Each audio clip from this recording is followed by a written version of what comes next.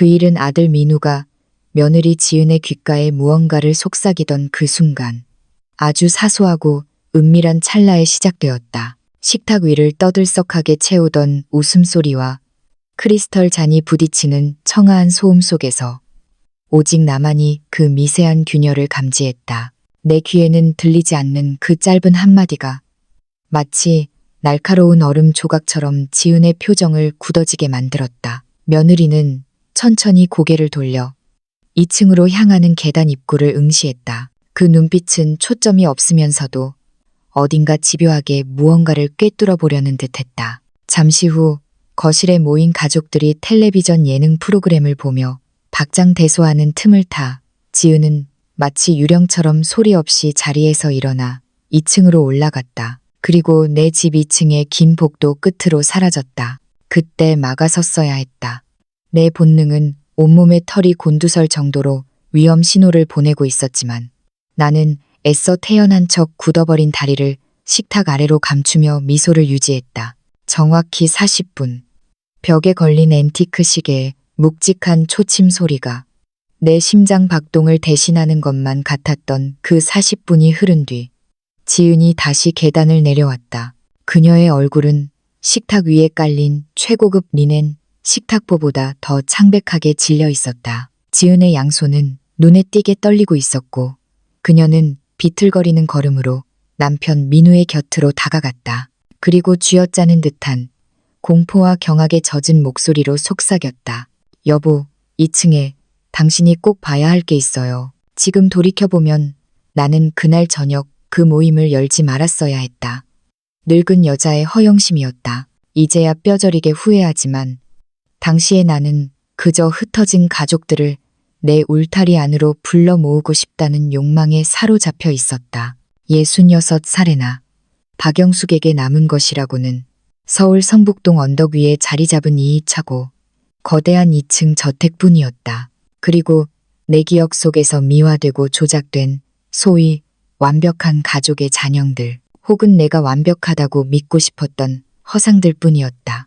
그 토요일 오후는 모든 것이 완벽해 보였다. 집안 구석구석에는 내가 아침부터 공들여 만든 갈비찜의 달콤하고 짭조름한 향기와 갓 구운 시나몬 노래, 따뜻한 향신료 냄새가 은은하게 배어 있었다. 나는 찬장 깊숙한 곳에서 가장 아끼는 바카라 크리스털 잔을 꺼내 닦았고 돌아가신 친정 어머니에게서 물려받은 빳빳하게 다림질된 최고급 린넨 식탁보를 깔았다. 명절이나 제사 때가 아니면 절대 꺼내지 않는 은수저 세트까지 정갈하게 놓아두었다. 모든 것이 완벽해야만 했다. 민우가 오니까 그 아이는 내 아들이자 나의 자부심, 나의 우주였다. 내 곁을 떠나지 않고 묵묵히 지켜준 유일한 존재였으며 단 한 번도 나를 실망시킨 적 없는 내 삶의 트로피였다. 민우와 며느리 지은은 언제나처럼 약속 시간을 정확히 지켜 도착했다. 나는 현관문을 활짝 열고 두 팔을 벌려 그들을 맞이했다. 내 얼굴에는 평생을 연습해온 삶의 피로와 어두운 그늘을 완벽하게 감춘 온화하고 우아한 미소가 걸려 있었다. 어서 오렴, 내 새끼들. 저녁 6시였다. 민우는 꽤 값비싸 보이는 프랑스산 레드와인 한 병을 들고 있었고 지은은 화사한 백합 꽃다발을 안고 있었다. 현관에서 가볍게 포옹을 할 때 민우의 옷깃에서 낯선 향수 냄새가 났다. 달콤하면서도 어딘가 톡 쏘는 그 향기가 왠지 모르게 내 신경을 긁어댔다. 설명할 수 없는 불안감이 가슴 한구석에서 피어올랐다. 며느리 지은은 나에게 늘 깍듯했다. 지나칠 정도로 예의 바르고 깍듯해서 오히려 벽이 느껴지는 그런 종류의 예의였다. 그녀는 마음속에 없는 말이라도 상황에 맞춰 완벽한 미소를 지을 줄 아는 사람이었다. 나는 그런 류의 사람들, 감정을 얼굴, 가죽 뒤로 숨기는 사람들을 본능적으로 신뢰하지 않았다. 하지만 내 아들 민우가 그녀를 사랑했다. 그거면 된 것이라고. 그녀가 마치 이 집의 여주인이라도 된 것처럼 또각거리는 구두 소리를 내며 거실로 들어설 때마다 나는 스스로에게 주문을 걸듯 되뇌었다. 저녁 식사는 순조로웠다. 아니, 순조로워 보였다. 우리는 날씨가 요즘 들어 얼마나 변덕스러운지, 민우의 회사에서 추진 중인 프로젝트가 얼마나 중요한지, 옆집 김 회장네 며느리가 밍크코트를 샀다는 시시콜콜한 소문들에 대해 이야기했다. 대화는 물 흐르듯 이어졌고 나는 부지런히 와인 잔을 채웠다. 그들은 내 요리 솜씨를 칭찬했고 나는 겸손을 가장한 자부심으로 고개를 끄덕였다. 모든 것이 교양 있고 문명화된 상류층 가족의 저녁 식사 풍경 그 자체였다. 민우가 지은의 귀에 그 말을 속삭이기 전까지는 말이다. 나는 디저트로 준비한 배숙을 개인 그릇에 담아 나누어주고 있었다. 민우가 입을 열어 무언가 속삭이자 지은의 손이 멈칫했다. 그녀의 눈동자가 흔들리더니 이내 억지 미소를 지으며 자리에서 일어났다. 어머님, 저 화장실 좀 다녀올게요. 화장이 좀 번진 것 같아서요. 그녀는 거짓말을 하고 있었다. 1층 복도 끝에 손님용 화장실이 있음에도 불구하고 그녀는 곧장 2층 계단으로 향했다. 그 순간 나는 직감했다. 무언가 잘못 돌아가고 있다는 것을. 심장이 덜컥 내려앉는 기분이었다. 나는 억지로 태연한 척하며 민우에게 시선을 돌렸다. 민우는 회사에서 맡게 된 새로운 인수합병건에 대해 열을 올리며 설명하고 있었다. 숫자, 계약 조건, 예상 수익률, 평소라면 눈을 반짝이며 들었을 그 이야기들이 지금은 하나도 귀에 들어오지 않았다. 나는 기계적으로 고개를 끄덕이며 그렇구나 대단하네 라고 추임새를 넣었지만 내 온 신경은 머리 위 천장, 2층 바닥을 밟고 있는 지은의 발소리에 곤두서 있었다. 또각, 또각, 삐걱. 오래된 마룻바닥이 내는 신음소리가 내 심장을 조여왔다. 그녀가 복도를 지나가고 있었다. 그리고 발소리가 멈췄다. 그곳은 내 침실 문 앞이었다. 정적이 흘렀다. 숨이 막힐 듯한 침묵이 너무나 길게 이어졌다. 민우는 여전히 신이 나서 떠들고 있었다. 자신의 아내가 지금 내 침실에서 금단의 영역을 침범하고 있다는 사실을 전혀 모른 채 그는 와인을 홀짝이며 웃었다. 10분이 지났다. 20분, 30분. 더 이상 견딜 수가 없었다. 등줄기로 식은땀이 흘러내렸다. 민우야, 엄마가 주방에 가서 커피 좀 더 가져오마. 나는 떨리는 다리에 힘을 주어 일어섰다. 민우는 스마트폰을 들여다보느라 내 얼굴색이 백지장처럼 하얗게 질린 것을 눈치채지 못했다. 나는 도둑고양이처럼 살금살금 계단을 올라갔다. 심장 박동 소리가 귓가에서 천둥처럼 울려대서 내가 내는 발소리조차 들리지 않을 지경이었다. 2층 복도에 다다랐을 때 굳게 닫혀 있어야 할 내 안방문이 살짝 열려 있는 것이 보였다. 틈새로 흘러나오는 불빛. 나는 숨을 죽이고 문틈으로 다가갔다. 드르륵, 쿵. 가구가 끌리는 소리. 서랍이 거칠게 열리는 소리. 나는 그 자리에 얼어붙었다. 당장 문을 박차고 들어가서 지금 남의 방에서 무슨 짓이니? 라고 소리치고 싶었다. 하지만 내 마음속 깊은 곳에 웅크리고 있던 겁쟁이가 40년을 숨어 살아온 죄책감이 나를 붙잡았다. 나는 알고 있었다. 지은이 무엇을 찾고 있는지, 그리고 만약 그녀가 그것을 찾아낸다면 내가 평생을 바쳐 쌓아올린 이 모래성이 파도에 휩쓸리듯 순식간에 무너져 내릴 것이라는 사실을. 그녀가 나를 발견하기 전에 나는 도망치듯 다시 아래층으로 내려왔다. 식탁으로 돌아와 아무 일도 없었던 것처럼 자리에 앉았다. 손이 너무 떨려 와인병을 잡을 수가 없어서 식탁보 아래에서 두 손을 꽉 맞잡았다. 민우가 고개를 들어 나를 보며 웃었다. 어머니, 오늘 정말 즐거워요. 감사합니다. 예전 같았으면 가슴 벅차올랐을 그 말이 지금은 텅 빈 동굴의 메아리처럼 공허하게 들렸다. 나는 좋은 엄마가 아니었다. 나는 이기적인 엄마였다. 나는 한 아이를 사랑하기 위해 다른 한 아이를 철저하게 잊기로 선택한 비정한 여자였다. 그리고 40년이 지난 지금 그 잔혹한 선택의 대가가 청구서처럼 내 눈앞에 들이닥치려 하고 있었다. 43분. 지은이 마침내 내려왔다.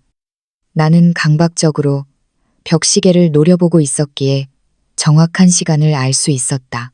계단참의 모습을 드러낸 며느리는 더 이상 아까의 그 깍듯하고 예의 바른 여자가 아니었다. 그녀는 금기시된 판도라의 상자를 열어버린 사람, 감당할 수 없는 진실을 목격하고 영혼이 찢겨나간 사람의 얼굴을 하고 있었다. 그녀의 눈가는 붉게 충혈되어 있었는데 그것은 슬픔이라기보다는 극도의 충격과 분노 때문인 듯했다. 지은은 민우의 의자 뒤로 다가가 몸을 숙였다. 나는 심판대에 앉은 죄수처럼 그저 멍하니 그들을 바라보았다.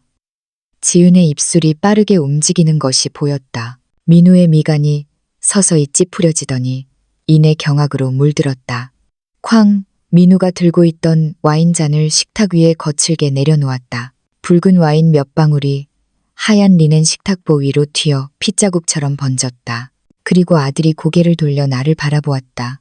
그 눈빛. 평생 나를 향해 존경과 사랑을 담아보내던 그 따뜻한 눈빛은 온데간데 없었다. 낯선 사람, 아니, 괴물을 바라보는 듯한 차갑고 경멸 어린 시선. 마치 길가에서 마주친 혐오스러운 것을 보듯 내 아들은 나를 보고 있었다. 어머니, 민우의 목소리가 덜덜 떨렸다. 우리 이야기 좀 하시죠. 도망치고 싶었다. 이 집 바닥이 꺼져서 나를 삼켜버리기를 간절히 기도했다. 하지만 내 다리는 이미 내 의지를 벗어나 마비된 듯 움직이지 않았다. 나는 그저 무릎 위에 놓인 손을 꽉 쥐며 거짓으로 쌓아 올린 내 세계가 붕괴되는 소리를 듣고만 있었다. 모든 것은 지은이 내 방에 들어갔기 때문이었다. 아니, 내 아들이 그녀에게 그 물건을 찾아오라고 시켰기 때문이었다. 내가 영원히 묻어버렸다고 믿었던 그 비밀을. 민우가 자리에서 벌떡 일어났다. 지은이 그의 뒤를 따랐다.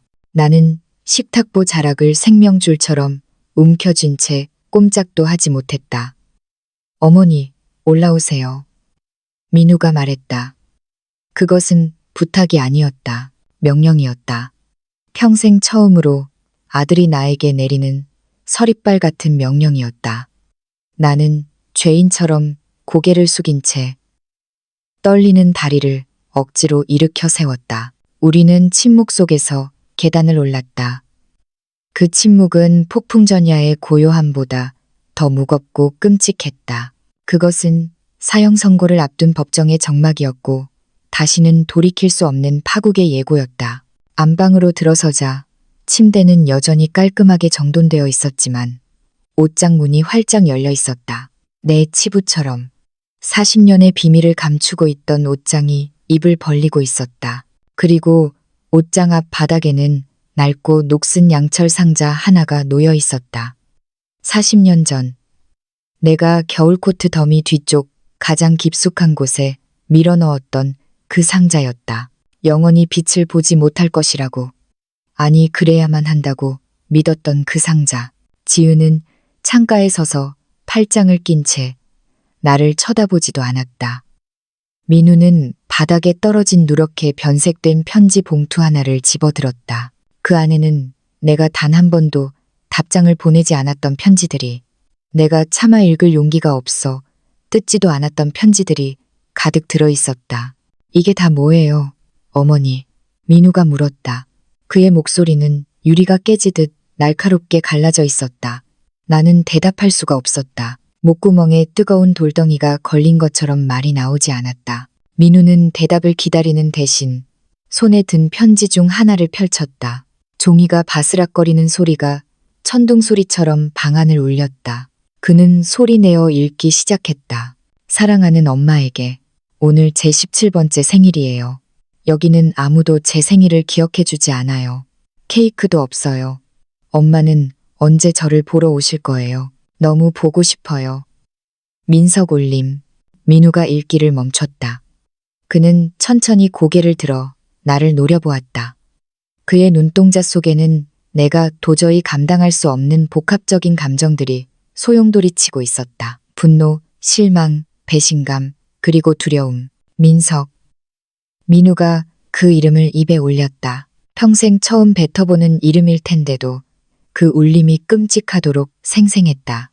민석이가 대체 누구죠? 엄마. 나는 눈을 질끈 감았다. 사방의 벽이 나를 향해 조여오는 것 같았다. 공기는 끈적거리고 탁해져서 숨을 쉬기조차 힘들었다.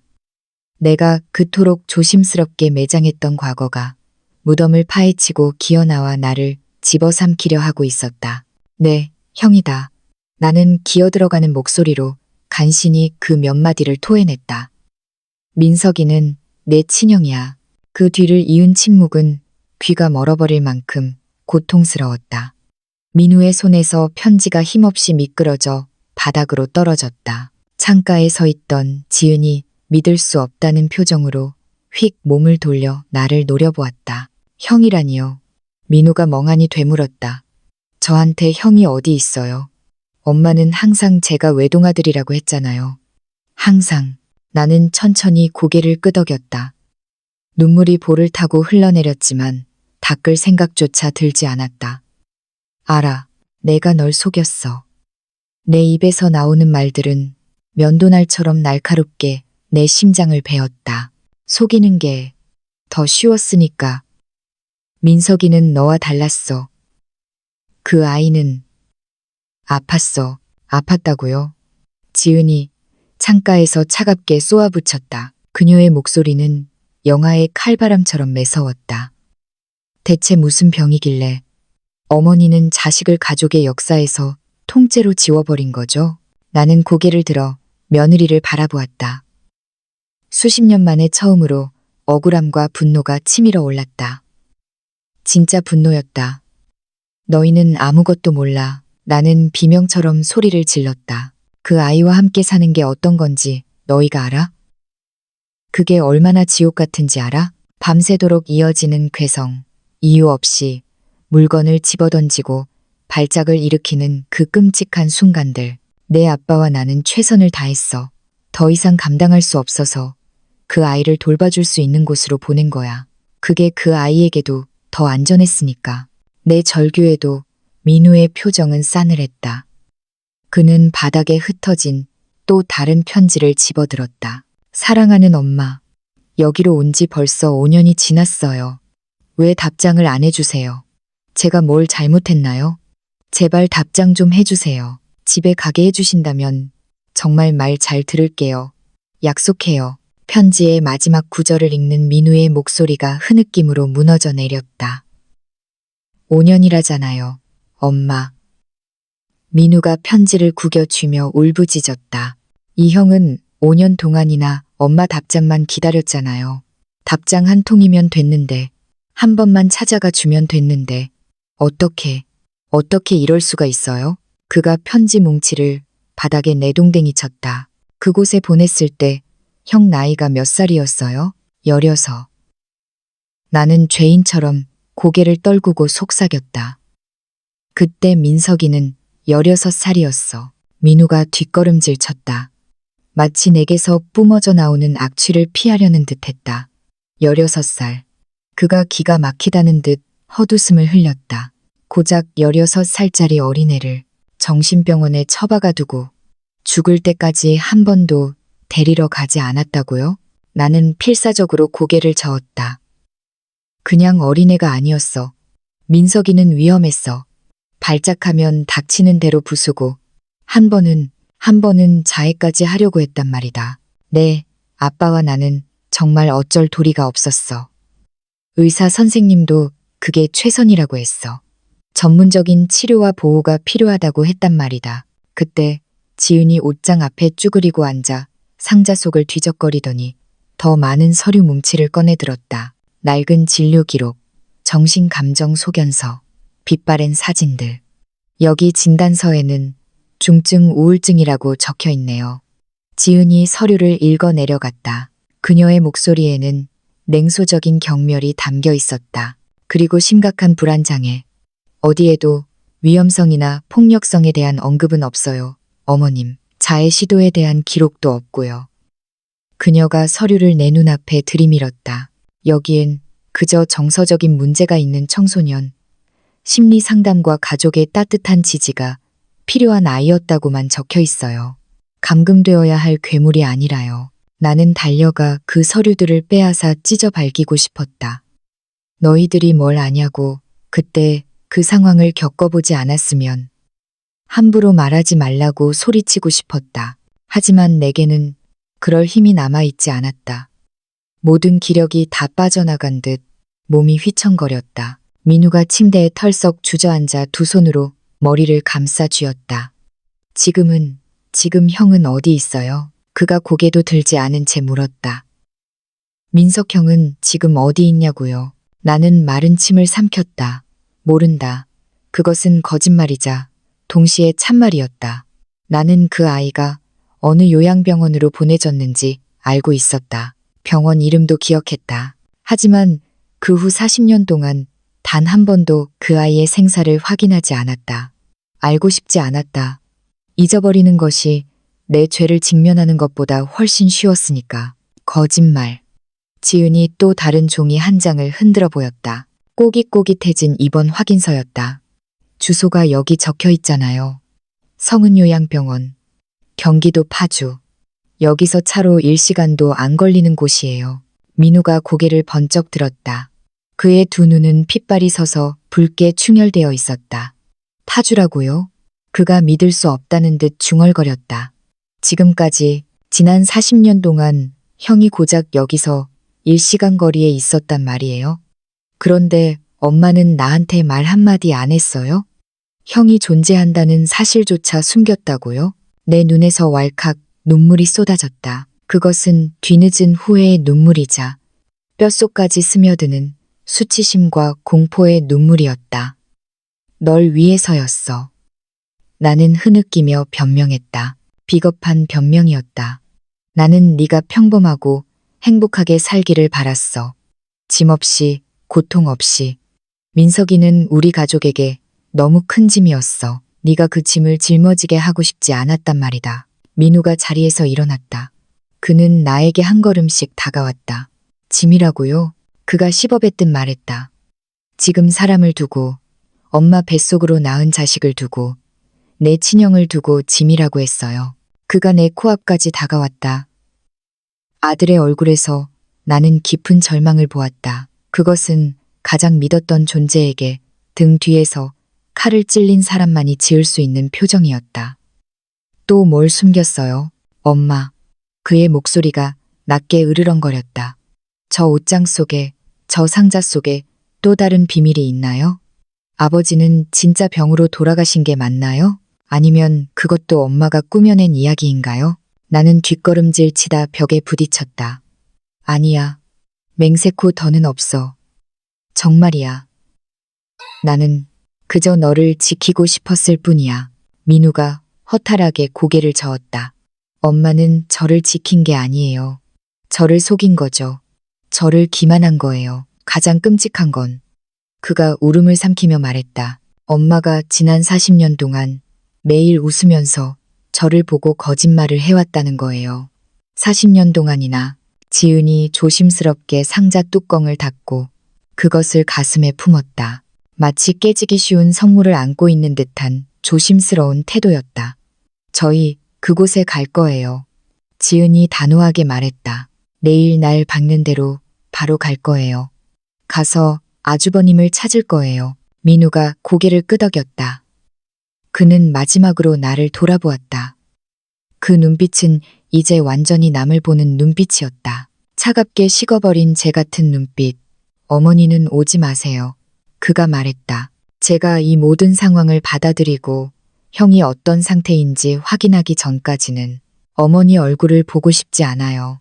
당신이 대체 누군지 이제는 저도 모르겠으니까요. 그 말을 끝으로 그들은 내 방을 나갔다. 층계를 내려가는 발소리, 현관문이 닫히는 육중한 소리, 그리고 밖에서 들려오는 자동차 엔진 소리가 멀어질 때까지 나는 그 자리에 석상처럼 서 있었다. 집 안에는 다시 정막이 찾아왔다. 하지만 그것은 평소의 고요함과는 달랐다. 그것은 죽음과도 같은 침묵이었다. 나는 귀신들이 우글거리는 텅 빈 방에 홀로 남겨졌다. 내가 읽지 않고 방치했던 수백 통의 편지들에 둘러싸인 채, 내가 파묻으려 했던 기억들에 포위된 채, 그리고 이제 막 벗겨진 내 추악한 민낯을 마주한 채 그날 밤 나는 한숨도 자지 못했다. 나는 침대 모서리에 걸터 앉아 바닥에 흩어진 편지들을 멍하니 내려다보았다. 그것들은 제대로 장례를 치르지 못한 시신의 뼈 조각들처럼 내 방바닥에 나뒹굴고 있었다. 창문으로 스며든 창백한 달빛이 바랜 잉크 글씨들을 비췄다. 글씨 하나하나가 살아서 꿈틀거리며 나를 향해 손가락질하는 것 같았다. 살인자, 위선자, 비겁한 여자. 나는 떨리는 손으로 편지 한 통을 집어들었다. 삐뚤빼뚤한 어린아이 같은 글씨체였다. 엄마, 오늘 미술치료 시간에 나무를 그렸어요. 선생님이 아주 잘 그렸다고 칭찬해 주셨어요. 엄마 보고 싶어요? 제가 간직하고 있다가 엄마 오시면 보여드릴게요. 나는 눈을 감았다. 편지를 쓴 날짜를 보니 민석이가 17살 때였다. 17, 꽃 같은 나이. 그때 나는 무엇을 하고 있었을까? 나는 민우를 데리고 최고급 레스토랑에서 외식을 하고 있었을까? 아니면 친구들을 불러 집에서 파티를 열며 우아한 사모님 흉내를 내고 있었을까? 그동안 민석이는 차가운 병실 구석에서 오지 않을 엄마를 기다리며 나무 그림을 그리고 있었던 것이다. 동이 트고 태양이 지평선 위로 솟아오를 때 나는 좀비처럼 부엌으로 내려갔다. 커피를 내리는데 손이 너무 심하게 떨려 원두 가루를 싱크대에 반이나 쏟았다. 집은 너무나 조용했고 너무나 넓었고 너무나 공허했다. 이 집은 언제나 비어 있었지만 오늘의 공허함에는 이름이 있었다. 강민석, 나의 버려진 아들. 민우에게 완벽한 인생을 선물하기 위해 제물로 바쳐진 아이. 내가 현모양처 존경받는 어머니라는 가면을 쓰고 연극을 하기 위해 희생시킨 아이. 이 모든 것이 거짓이었다. 나의 40년 인생은 사랑이 필요한 아이를 생매장하고 그 위에 세운 위태로운 탑에 불과했다. 아침 9시 전화벨이 울렸다. 민우였다. 그는 인사도 내 안부도 묻지 않았다. 곧바로 본론을 꺼냈다. 목소리는 얼음장처럼 차가웠다. 지금 지은이랑 파주성은요 양병원으로 가는 길이에요. 형이, 민석 형이 아직 거기 있는지 확인해야겠어요. 살아있는지부터 봐야겠어요. 민우야. 내 말 좀. 나는 쉰 목소리로 애원하듯 불렀지만 그는 내 말을 가차없이 잘랐다. 지금 당신 목소리 듣고 싶지 않아요. 그냥 알려드리려고 전화한 겁니다. 저는 그냥 넘어가지 않을 거예요. 형을 찾을 겁니다. 당신 도움이 있든 없든 상관없어요. 뚜뚜뚜. 전화가 끊겼다. 수화기 너머로 들리는 단절음이 마치 내게 내려진 사형 선고처럼 귓가를 때렸다. 나는 멍청이처럼 부엌 한가운데 서서 수화기를 꽉 쥐고 있었다. 마음 한편에서는 다시 전화를 걸어 가지 말라고, 제발 과거는 과거로 묻어두자고 애원하고 싶은 충동이 일었다. 하지만 40년 동안 죄책감에 짓눌려 살아온 또 다른 자아는 알고 있었다. 모든 것이 너무 늦었다는 것을.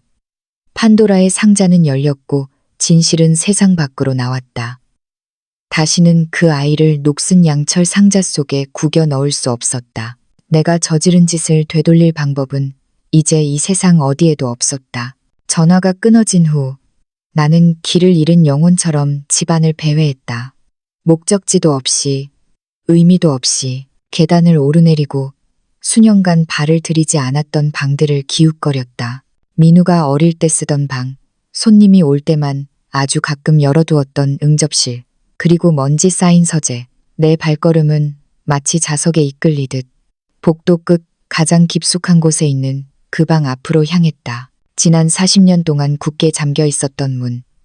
청소조차 하지 않아 문틈 사이로 묵은 먼지가 회색 띠를 두르고 있는 그곳.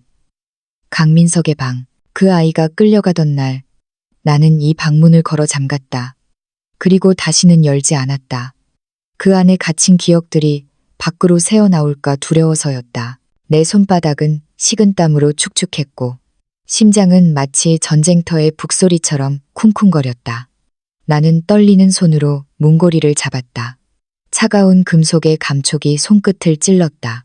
끼익. 녹슨 경첩이 비명을 질렀다. 문이 열렸다. 훅 하고 끼쳐오는 냄새. 그것은 곰팡이 냄새가 아니었다. 그것은 박제된 시간의 냄새였다. 흐르지 못하고 고여서 썩어버린 세월의 악취였고 도둑맞은 어린 시절의 잔향이었다.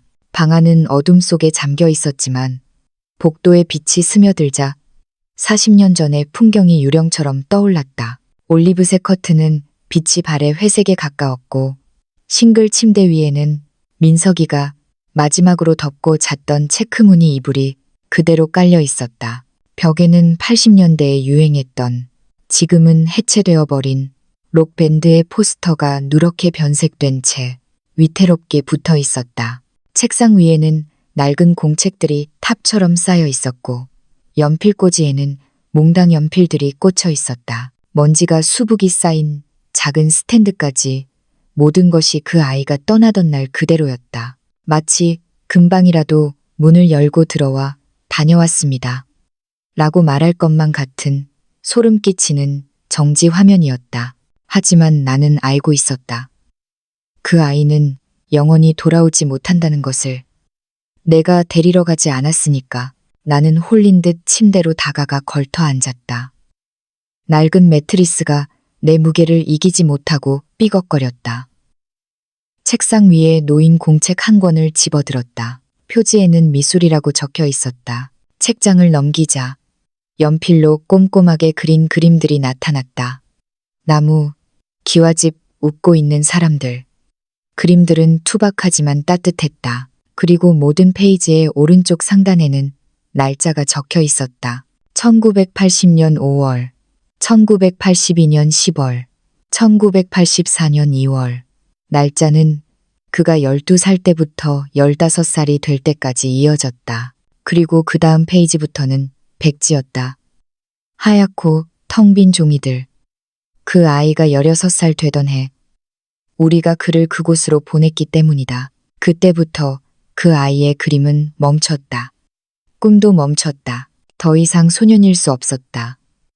이 여백은 내가 만든 것이었다. 나의 안락함을 위해, 나의 체면을 위해, 정상적인 가족이라는 허울 좋은 간판을 유지하기 위해 나는 살아있는 아이의 시간을 가위로 싹둑 잘라버린 것이다. 따르릉.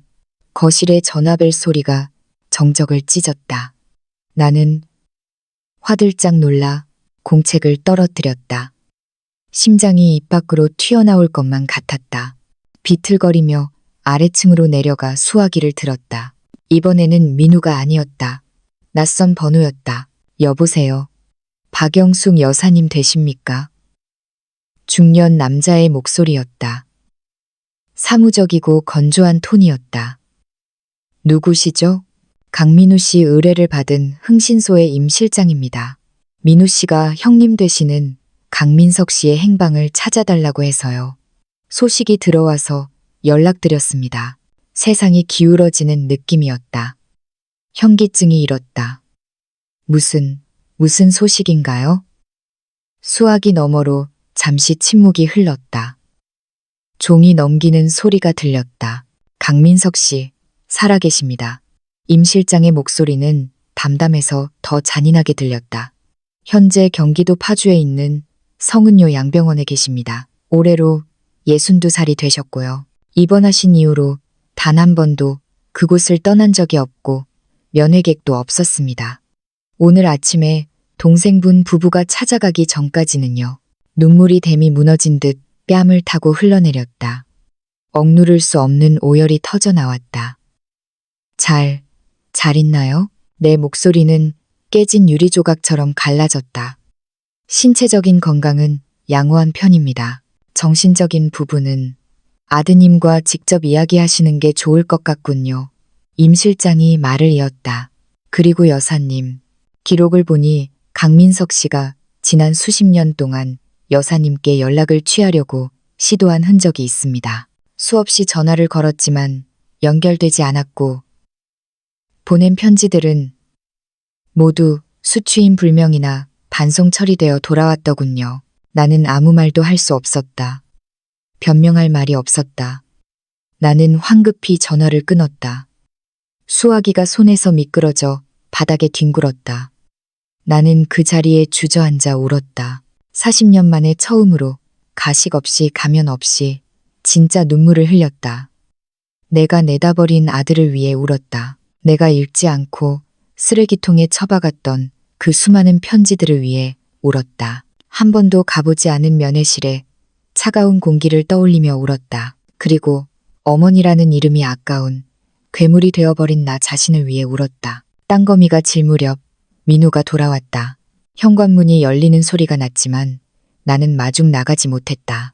거실 소파에 앉아 퉁퉁 부은 눈으로 허공을 응시하고 있을 뿐이었다. 민우와 지은이 거실로 들어왔다. 두 사람의 얼굴은 납처럼 무거웠고 영혼이 빠져나간 듯 지쳐 보였다. 그들은 나를 보았지만 인사하지 않았다. 민우는 내 앞에 서서 마치 피고인에게 판결문을 낭독하는 재판관처럼 나를 내려다보았다. 형을 만났어요. 민우가 말했다. 그는 소파에 앉지도 않았다. 민석 형을 만났다고요. 이야기도 나눴어요. 나는 입술을 깨물며 고개를 들었다. 민우의 눈가가 붉게 짓물러 있었다. 엄마, 가장 끔찍한 게 뭔지 아세요? 그가 물었다. 목소리가 떨리고 있었다.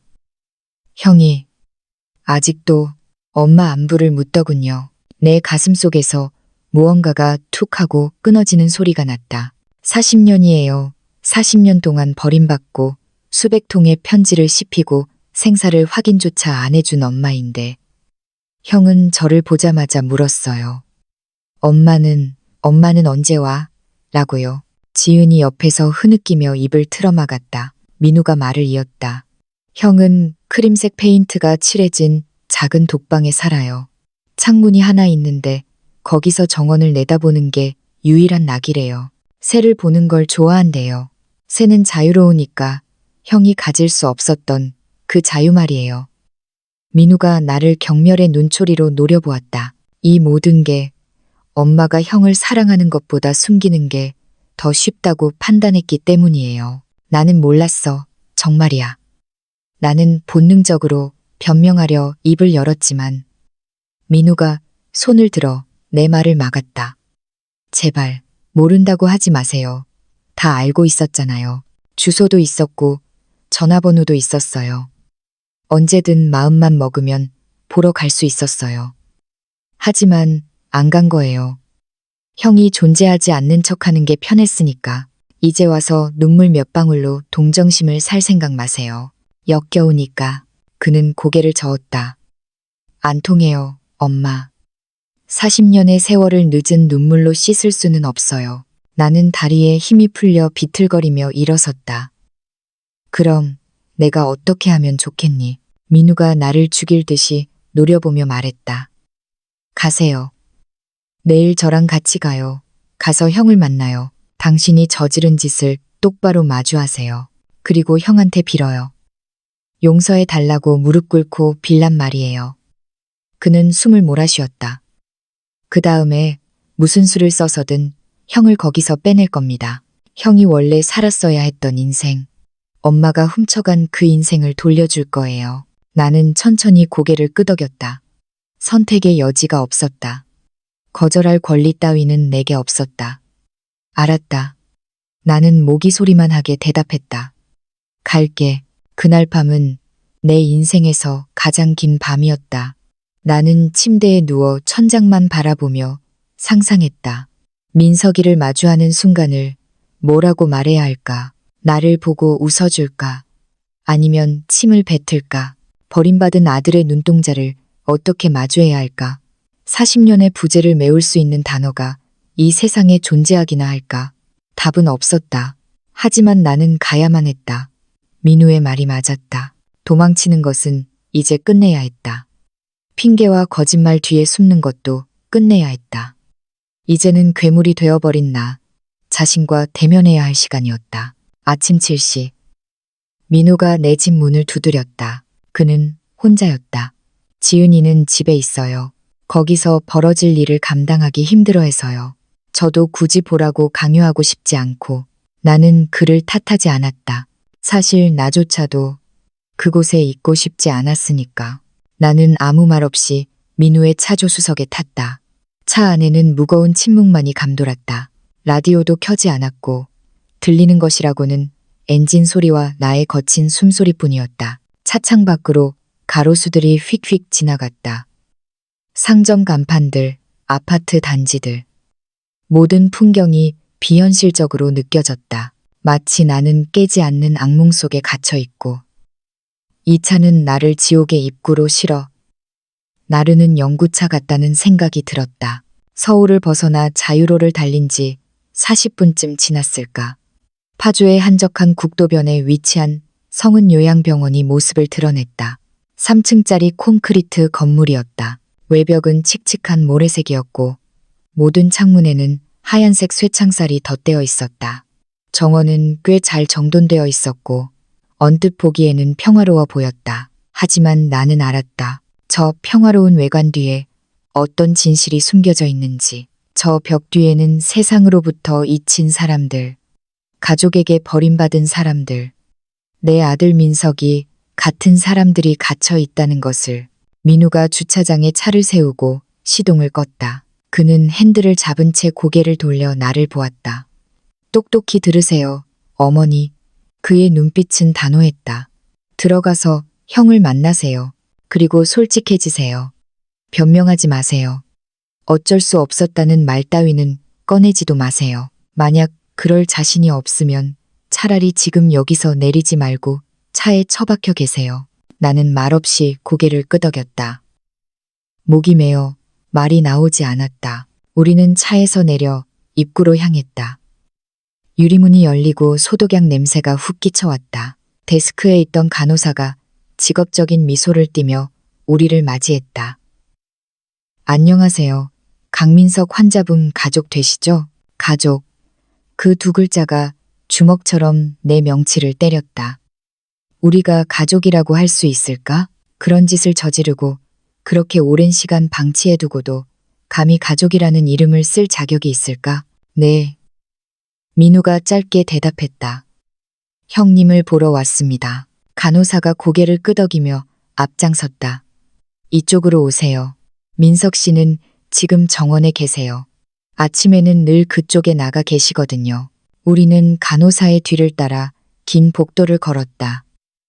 공기 중에는 락스 냄새와 오래된 급식 냄새, 그리고 사람의 살 냄새가 뒤섞인 묘한 악취가 떠다녔다. 복도 벽은 연한 살구색으로 칠해져 있었고 곳곳에 조화가 꽂힌 화병이 놓여 있었다. 나름대로 따뜻하게 꾸미려고 노력한 흔적이었지만 그것이 오히려 더 서글프게 느껴졌다. 이곳은 사람들이 치료받는 곳이라기보다는 사회에서 격리되어 천천히 시들어가는 곳, 자신의 그림자가 되어 사라져가는 곳이었다. 저기 계시네요. 간호사가 유리문을 열며 손가락으로 가리켰다. 정원은 꽤 넓었다. 낡은 목재 벤치들이 놓여 있었고 잎이 무성한 느티나무들이 그늘을 드리우고 있었다. 한쪽에는 잉어가 사는 작은 연못이 있었다. 그리고 그 연못과 벤치에 한 남자가 등을 돌리고 앉아 있었다. 강민석, 내 아들. 40년의 세월이 흘렀지만 나는 뒷모습만 보고도 단번에 그를 알아봤다. 희끗희끗해진 머리카락, 청소년 때보다 훨씬 야위어버린 어깨. 그는 미동도 하지 않고 수면을 응시하고 있었다. 마치 그에게는 시간이 흐르지 않는 것처럼 세상의 속도와는 동떨어진 곳에 존재하는 사람처럼 보였다. 민우가 먼저 다가갔다. 형. 그가 조심스럽게 불렀다. 민석 형. 그가 천천히 고개를 들었다. 그리고 돌아보았다. 그 얼굴. 내 기억 속에 멈춰있던 앳된 소년의 얼굴 위에 세월의 주름이 겹쳐져 있었다. 하지만 눈동자만은 그대로였다. 맑고 겁많고 순수한 그 눈동자. 그가 웃었다. 아이처럼 해맑고 온화한 미소였다. 안녕 민우야. 또 왔네? 민석이의 목소리는 너무나 평온했다. 원망도 분노도 담겨 있지 않았다. 그것이 내 가슴을 더 후벼 팠다. 그 평온함은 그가 자신의 운명을 완전히 받아들였음을, 오래전에 저항을 포기했음을 의미했기 때문이다. 민우가 그의 옆에 앉으며 나에게 손짓했다. 오라고. 나는 천근만근 무거워진 발을 질질 끌며 앞으로 나아갔다. 한 걸음, 한 걸음이 지옥불 위를 걷는 것 같았다. 민석이가 나를 바라보았다. 그의 눈은 나와 같은 호박색이었다. 내 어머니에게서 물려받은, 그리고 내가 그에게 물려준 유일한 유산인 그 눈동자가 나를 향했다. 안녕. 내 목소리가 덜덜 떨렸다. 민석이는 고개를 갸웃거렸다. 낯선 사람을 탐색하듯 나를 빤히 쳐다보았다. 우리 엄마예요? 그 한마디가 창이 되어 내 가슴을 꿰뚫었다. 그는 나를 알아보지 못했다. 40년, 장장 40년이다. 엄마의 얼굴을 잊어버리기에 충분하고도 남을 시간. 그는 내 앞에서 나를 묻고 있었다. 나는 벤치 맞은편에 힘없이 주저앉았다. 눈물이 시야를 가렸다. 그래, 엄마야. 민석아, 엄마가 왔어. 민석이는 천천히 고개를 끄덕였다. 그의 반응은 너무나 느릿해서 마치 고장난 태엽 인형을 보는 것 같았다. 민우가 엄마가 올 거라고 했어요. 그는 내 눈을 피하며 담담하게 말했다. 하지만 나는 잘 모른다고 했어요. 왜냐하면 엄마는 한 번도 온 적이 없으니까. 그 말에는 어떠한 원망이나 비난의 가시도 섞여 있지 않았다. 그저 해는 동쪽에서 뜬다거나 겨울은 춥다는 식의 명백한 자연 법칙을 이야기하는 듯한 말투였다. 그것이 내 가슴을 더 날카롭게 후벼 팠다. 차라리 소리를 지르거나 욕을 했다면 덜 비참했을 것이다. 하지만 아들은 내 부재를 당연한 삶의 일부로 받아들이고 있었다. 미안하다. 정말 미안해. 내가 할 수 있는 말은 그 보잘것없는 사과뿐이었다. 그러자 민석이가 고개를 돌려 다시 연못을 바라보았다. 시선 끝에는 유유히 헤엄치는 잉어떼가 있었다. 주황색 물고기 보여요? 그가 손가락으로 가리켰다. 난 물고기가 좋아요. 시끄럽게 굴지 않으니까. 화를 내지도 않고 그냥 조용히 헤엄만 치니까. 그가 말을 할 때마다 단어와 단어 사이에 긴 쉼표가 찍혔다. 적절한 단어를 찾기 위해 머릿속에서 안간힘을 쓰고 있는 것이 느껴졌다. 40년 동안 대화다운 대화를 나눠보지 못한 사람의 화법이었다. 민석아, 나는 울음을 삼키며 그의 이름을 불렀다. 엄마가 사과하고 싶어서 왔어. 그가 호기심 어린 눈으로 나를 다시 쳐다보았다. 마치 이해할 수 없는 외국어를 들은 표정이었다. 사과요? 왜요? 나는 마른 침을 삼켰다. 목구멍이 타들어가는 것 같았다. 내가 내 곁에 있어주지 못했으니까. 너를 보러 오지 않았으니까. 너를 이 낯선 곳에 혼자 40년이나 버려뒀으니까. 민석이는 고개를 갸웃거리더니 시선을 떨궜다. 하지만 난 혼자가 아니에요. 여기엔 의사 선생님도 있고 간호사님들도 있고 다른 환자들도 있어요. 그는 잠시 말을 멈추더니 덧붙였다. 소혜 간호사님은 착해요. 금요일마다 저한테 초코 과자를 줘요. 그는 기대에 찬 눈빛으로 나를 바라보았다. 예순이 넘은 노인의 얼굴에 5살 아이의 표정이 겹쳐 보였다. 엄마도 저한테 과자 줄 거예요? 그 순진무구한 질문이 나를 완전히 무너뜨렸다. 내 아들은 40년 만에 만난 엄마에게 내놓을 원망 대신 고작 과자 부스러기를 기대하고 있었다. 억장이 무너진다는 말이 무슨 뜻인지 뼈저리게 실감했다. 그럼 주고 말고. 나는 눈물이 턱 밑으로 뚝뚝 떨어지는 것을 막지 못했다. 네가 먹고 싶은 거 다 사줄게. 과자도, 케이크도, 빵도, 뭐든지 다. 옆에서 듣고 있던 민우가 참지 못하고 끼어들었다. 그는 민석의 어깨를 감싸쥐었다. 형, 그게 중요한 게 아니야. 우린 형을 여기서 데리고 나가려고 온 거야. 퇴원해서 우리랑 같이 살자. 집에 가자, 형. 민석의 미간이 찌푸려졌다. 집, 퇴원이라는 단어가 그에게는 낯설고 두려운 개념인 듯했다. 나간다니? 하지만 난 여기 살잖아. 난 계속 여기 살았는걸. 그가 불안한 눈동자로 나를 보았다. 엄마가 그랬잖아요. 여기 있으면 내가 나을 거라고. 내가 착해지면 데리러 온다고. 그는 잠시 숨을 고르더니 담담하게 덧붙였다. 의사 선생님이 이제 나는 다 나았대요. 예전처럼 울지도 않는다고 했어요. 내 심장은 천 조각으로 찢겨 나갔다. 예전에는 많이 울었니? 내가 떨리는 목소리로 묻자 그가 고개를 끄덕였다. 네, 처음 몇 년은 매일 울었어요. 집이 너무 보고 싶어서, 내 방이랑 내 그림들이 보고 싶어서, 그리고 엄마가 보고 싶어서. 그는 무심하게 말을 이었다. 그런데 나중에는 안 울었어요. 울어도 엄마는 안 우니까. 아무리 울어도 소용없다는 걸 알았으니까요. 더 이상 견딜 수가 없었다. 나는 비명을 지르고 싶은 충동을 억누르며 벤치에서 벌떡 일어났다. 숨이 막혔다. 이 공간, 이 공기, 그리고 내 아들의 덤덤한 목소리가 나를 질식시킬 것만 같았다. 나는 비틀거리며 몇 걸음 뒤로 물러났다. 땅이 갈라져서 나를 삼켜버렸으면 좋겠다는 생각뿐이었다. 민우가 내 곁으로 다가왔다. 그의 목소리는 낮고 차가웠다. 이제 아시겠어요? 당신이 무슨 짓을 했는지 똑똑히 봤냐고요. 그가 으르렁거리듯 속삭였다. 우리 가족이 형한테 무슨 짓을 한 건지 이제야 실감이 나세요? 나는 흐느끼며 그를 올려다보았다. 어떻게 해야 하니? 민우야, 내가 이걸 어떻게 갚아야 하니? 민우는 냉정하게 고개를 저었다. 갚을 수 없어요. 40년이라는 세월을 무슨 수로 보상해요? 불가능해요. 그는 잠시 말을 멈추고 벤치에 앉아 있는 형을 바라보았다. 하지만 시작은 할 수 있어요. 형을 여기서 데리고 나가는 것부터.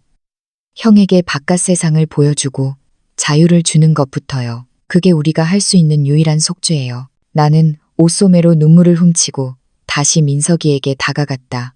그의 옆자리에 앉아 앙상하게 마른 손을 잡았다. 그의 손은 얼음장처럼 차가웠다. 민석아, 내 아가. 나는 그의 손등에 이마를 대고 흐느꼈다. 내가 끔찍한 실수를 했어. 널 여기 보낸 건 내 인생 최악의 실수였어. 그때는 그게 최선이라고 생각했는데. 내가 틀렸어. 널 집으로 데려가고 싶어. 내 동생 민우랑, 며느리랑, 그리고 나랑. 진짜 가족처럼 살고 싶어. 민석이는 혼란스러운 표정으로 나를, 그리고 민우를 번갈아 보았다. 믿기지 않는다는 눈치였다. 내 물건들도 가져갈 수 있어요? 그가 조심스럽게 물었다. 새로 그린 그림이 있어요. 지난주에 그린 건데. 여기 있는 나무랑 똑같이 생긴 나무예요. 나는 고개를 세차게 끄덕였다. 그럼 당연하지. 다 가져가자. 내가 아끼는 건 뭐든지 다 가져가는 거야. 그때 우리를 안내했던 간호사가 다가왔다. 보호자님, 퇴원 절차를 밟으시려면 원장님과 면담하셔야 해요. 서류 작업도 필요하고 퇴원 심사도 거쳐야 해서 하루 이틀 만에 끝나는 일은 아닙니다. 민우가 자리에서 일어났다. 그의 표정은 결연했다. 무슨 절차든 다 밟겠습니다. 시간이 얼마나 걸리든 상관없어요. 하지만 형은 반드시 여기서 나갈 겁니다. 간호사는 고개를 끄덕였다. 알겠습니다. 저를 따라오세요. 우리는 민석이를 정원에 남겨두고 본관 건물로 향했다. 건물 안으로 들어가기 전 나는 뒤를 돌아보았다. 민석이는 여전히 벤치에 앉아 연못 속 물고기를 바라보고 있었다. 자신의 인생이 송두리째 바뀌기 직전이라는 사실을 모른 채 40년의 감옥 생활이 끝나가고 있다는 것을 실감하지 못한 채 그는 너무나 고요하게 앉아 있었다. 나는 스스로에게 물었다. 이 모든 상처를 입힌 내가 과연 그에게 마땅한 삶을 되돌려줄 자격이 있을까? 깨진 유리 조각을 다시 붙인다고 해서 예전의 모습으로 돌아갈 수 있을까? 원장실은 2층 끝에 있었다. 방은 작지만 멸균실처럼 지나치게 깔끔했다. 벽에는 각종 학위 증명서가 걸려 있었고 구석에는 생기 없는 관엽식물 화분이 놓여 있었다. 원장은 50대 초반으로 보이는 여성으로 갈색 머리를 단정하게 틀어 올리고 뿔테 안경을 쓰고 있었다. 그녀의 표정은 엄격했지만 적대적이지는 않았다. 앉으세요. 그녀가 책상 앞 의자를 권했다. 민우와 나는 나란히 앉았다. 마치 교무실에 불려온 학부모와 사고뭉치 학생 같았다. 원장은 책상 위에 놓인 두툼한 서류철을 펼쳤다. 종이들이 바스락거리는 소리가 유난히 크게 들렸다. 강민성님의 차트입니다. 그녀가 건조한 목소리로 읽어내려갔다. 1985년 3월 15일 입원. 당시 나이 16세. 초기 진단명은 중증 주요, 우울 장애 및 범불안 장애. 그녀는 잠시 멈추더니 안경 너머로 우리를 뚫어지게 응시했다. 기록을 보니 입원 후 첫 5년 동안 민성님의 상태는 약물 치료와 요양으로 눈에 띄게 호전되었습니다. 당시 담당 주치의가 수차례 가정복귀 및 통원 치료를 권고했더군요. 내 심장이 덜컥 내려앉았다. 하지만 원장의 목소리가 날카로워졌다. 보호자 측에서는 어떠한 응답도 하지 않았습니다. 퇴원 권고는 철저히 무시당했죠. 원장의 말 한마디 한마디가 따귀를 때리는 것 같았다. 민우는 무릎 위에 올린 주먹을 하얗게 질리도록 꽉 쥐고 있었다. 나는 고개를 들 수가 없었다. 팩트라는 흉기로 나를 난도질하는 저 여자의 시선을 마주할 자신이 없었다. 10년 후 원장은 계속 읽어내려갔다. 민성님은 더 이상 가족에 대해 묻지 않게 되었습니다. 편지를 쓰는 것도 그만두었고요. 이곳의 규칙적인 생활에 순응했고 미술 치료 프로그램에 참여하거나 정원을 가꾸는 일로 소일했습니다. 그는 우리 병원에서 가장 모범적이고 얌전한 환자 중 한 명이 되었습니다. 그녀가 서류철을 탁 소리나게 덮었다. 하지만 솔직히 말씀드리죠. 민성님은 이곳에 이렇게 오래 계실 이유가 전혀 없는 분이었습니다. 자해나 타해의 위험도 없고 폭력성도 전무합니다. 지속적인 폐쇄 병동 관리가 불필요해요. 원장은 단호하게 덧붙였다. 적절한 가족의 지지만 있었다면 이미 30년 전에 사회로 나가서 평범하게 살 수 있었을 뿐입니다. 민우가 몸을 앞으로 숙였다. 당장 데려가려면 어떻게 해야 합니까? 어떤 서류가 필요하죠? 원장은 깍지 낀 손을 책상 위에 올렸다. 우선 최신 정신 건강평가 보고서가 필요합니다. 대략 일주일 정도 걸릴 겁니다. 그리고 구체적인 사회복귀 계획이 필요해요. 퇴원하면 어디서 지낼 건지, 법적 보호자는 누가 될 건지, 건강보험은 어떻게 할 건지, 형은 저랑 같이 살 겁니다. 민우가 망설임 없이 대답했다. 제 아내와 저, 그리고 형, 이렇게 셋이서 살 겁니다. 제가 형의 법적 보호자가 될 거고요. 건강보험이나 병원비 문제는 제가 다 알아서 처리하겠습니다. 방도 이미 준비하고 있습니다. 원장은 민우의 확신에 찬 대답에 조금 누그러진 표정을 지었다. 좋습니다. 아주 구체적이네요. 그리고 퇴원 전에 심리 상담을 몇 차례 받으시길 권합니다. 세상 밖으로 나갈 준비를 해야 하니까요. 민성님은 이곳에서 40년을 사셨습니다. 바깥 세상은 그가 기억하는 80년대와는 천지 차이일 겁니다. 갑작스러운 환경 변화는 큰 스트레스가 될 수 있어요. 그녀는 고개를 돌려 나를 바라보았다. 그 눈빛은 민우를 볼 때와는 전혀 달랐다. 차갑고 예리했다. 그런데 박영숙 여사님. 여사님은 이 계획에서 어떤 역할을 맡으실 겁니까?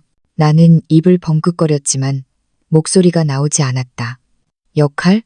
자식을 40년이나 유기한 어미에게 무슨 역할이 남아 있을까?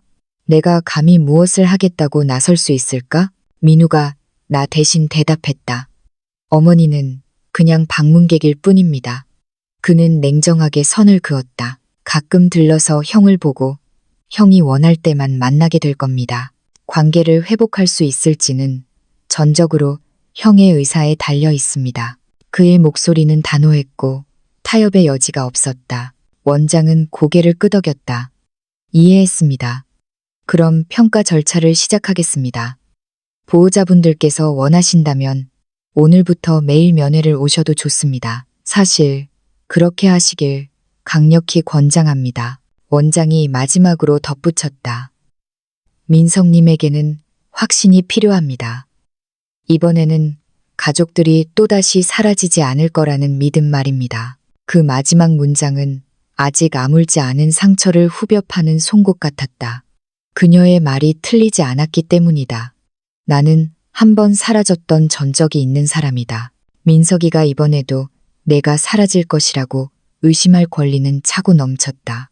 우리는 원장실을 나와 말없이 복도를 걸어 내려갔다. 다시 정원으로 돌아왔을 때 민석이는 여전히 같은 벤치에 앉아 있었다.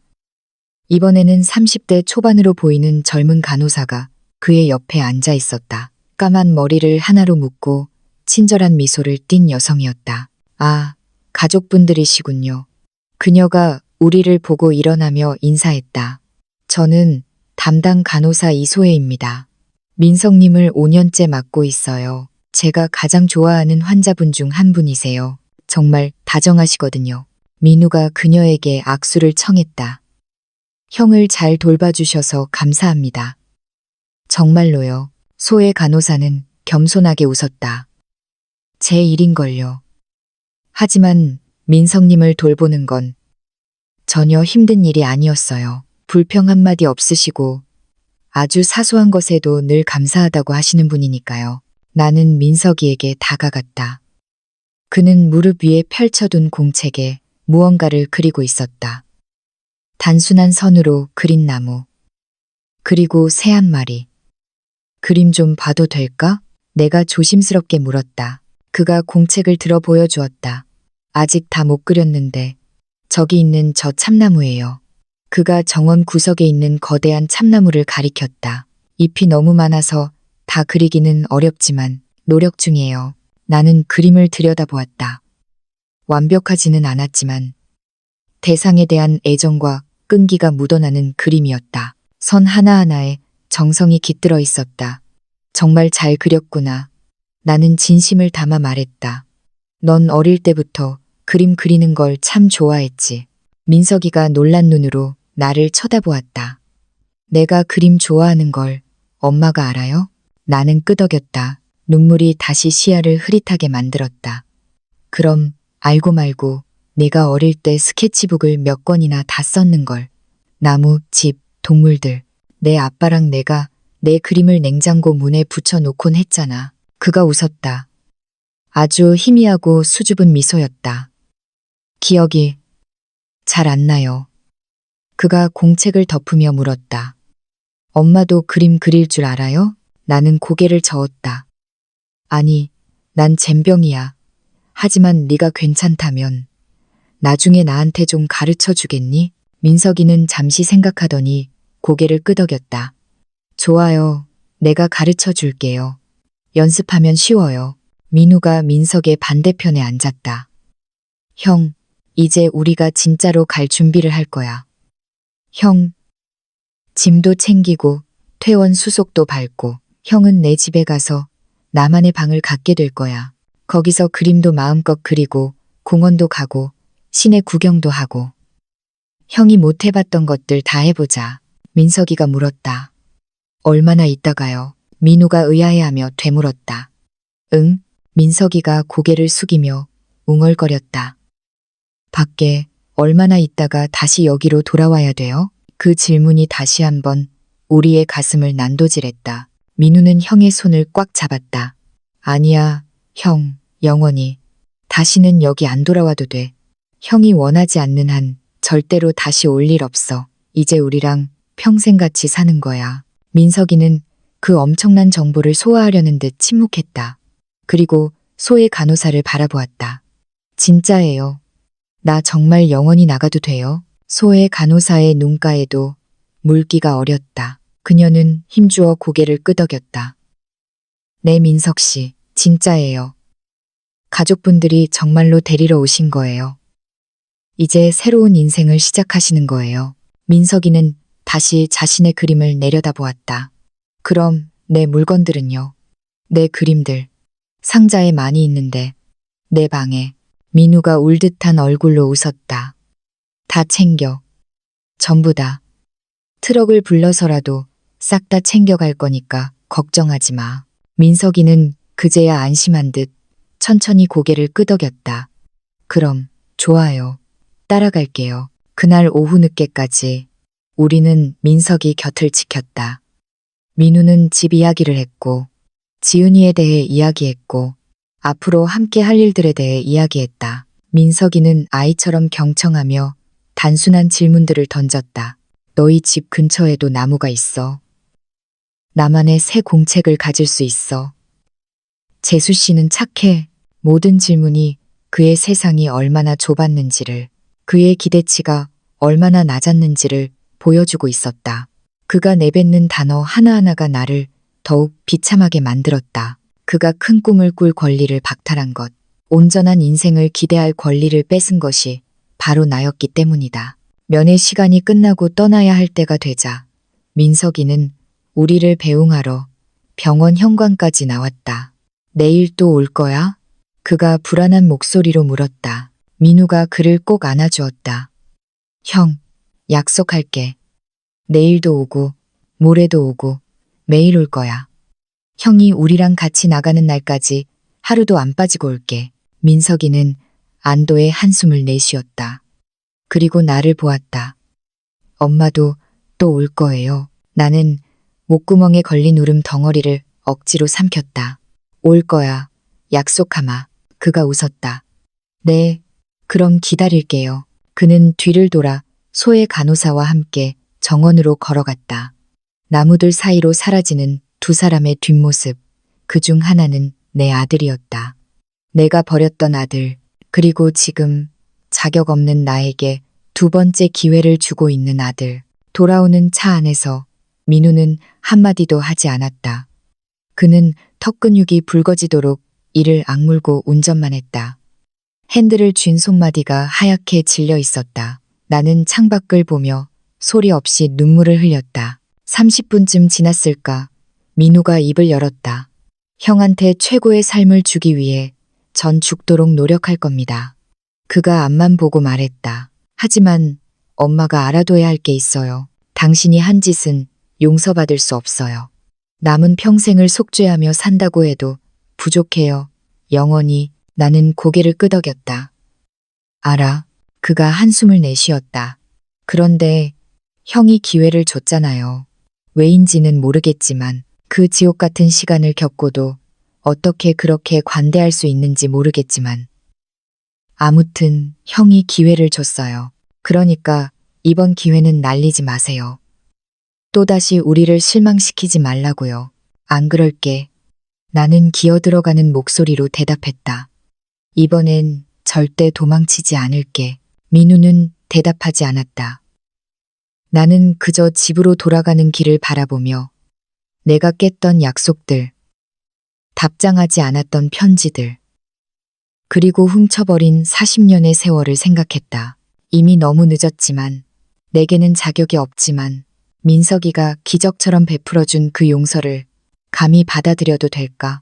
사랑은 우리가 자격을 갖췄을 때 찾아오는 게 아니라 우리가 받아들일 준비가 되었을 때 찾아오는 것일지도 모른다. 그리고 민석이는 40년을 기다린 끝에 여전히 사랑할 준비가 되어 있었다. 자신을 사랑하는 법을 전혀 몰랐던 비정한 엄마조차도 그 다음 며칠은 마치 폭풍우가 지나간 뒤에 어지러운 해변 같았다.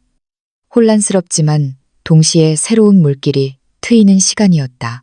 매일 아침 민우는 출근 전 내 집을 들렀고 우리는 함께 파주 성은유 양병원으로 향했다. 우리는 정원 벤치에 앉아 민석이와 시간을 보냈다. 우리는 빈손으로 가지 않았다. 간식거리, 용돈, 미술 잡지, 그리고 전문가용 색연필 세트. 민석이는 우리가 건네는 선물을 받을 때마다 마치 깨지기 쉬운 고대 유물을 다루듯 두 손으로 조심스럽게 받았다. 그의 눈동자는 감격으로 젖어들었고 손끝은 미세하게 떨렸다. 고맙습니다. 정말 고맙습니다. 그가 선물을 뜯을 때마다 반복하는 그 말은 마치 그가 세상에 태어나 처음 배운 단어인 것만 같았다. 40년이라는 긴 유기의 시간 동안 그에게 남은 유일한 감정은 체념아니면 감사뿐인 듯했다. 당연한 권리조차도 그에게는 과분한 은혜로 여겨지고 있었다. 셋째 날에는 며느리 지은이도 동행했다. 그녀의 목에는 커다란 DSLR 카메라가 걸려 있었다. 아주버님 사진을 좀 찍어드리고 싶어서요. 지은이 수줍게 웃으며 말했다. 이 순간을 기억하게 해드리고 싶어요. 아주버님의 새 인생이 시작되는 첫 페이지니까요. 민석이는 카메라 렌즈 앞에 서는 것을 몹시 어색해했다. 렌즈가 자신을 향하자 몸을 움츠렸고 어떻게 웃어야 할지 몰라 얼굴 근육이 딱딱하게 굳었다. 기계적으로 입꼬리만 올리는 그 표정은 그가 진짜 웃음을 짓는 법을 잊어버린 사람처럼 보이게 했다. 하지만 지은은 놀라운 인내심을 발휘했다. 그녀는 카메라를 내리고 부드러운 목소리로 끊임없이 말을 걸었다. 아주버님, 이제 곧 지내시게 될 방은 남향이라 햇볕이 아주 잘 들어요. 동네 꼬마들이 아주버님을 궁금해해요. 저희 집 강아지가 아주버님을 좋아할 거예요. 그런 사소하고 따뜻한 이야기들이 쌓이자 민석이의 어깨에서 긴장이 풀리기 시작했다. 그는 서서히 믿기 시작했다.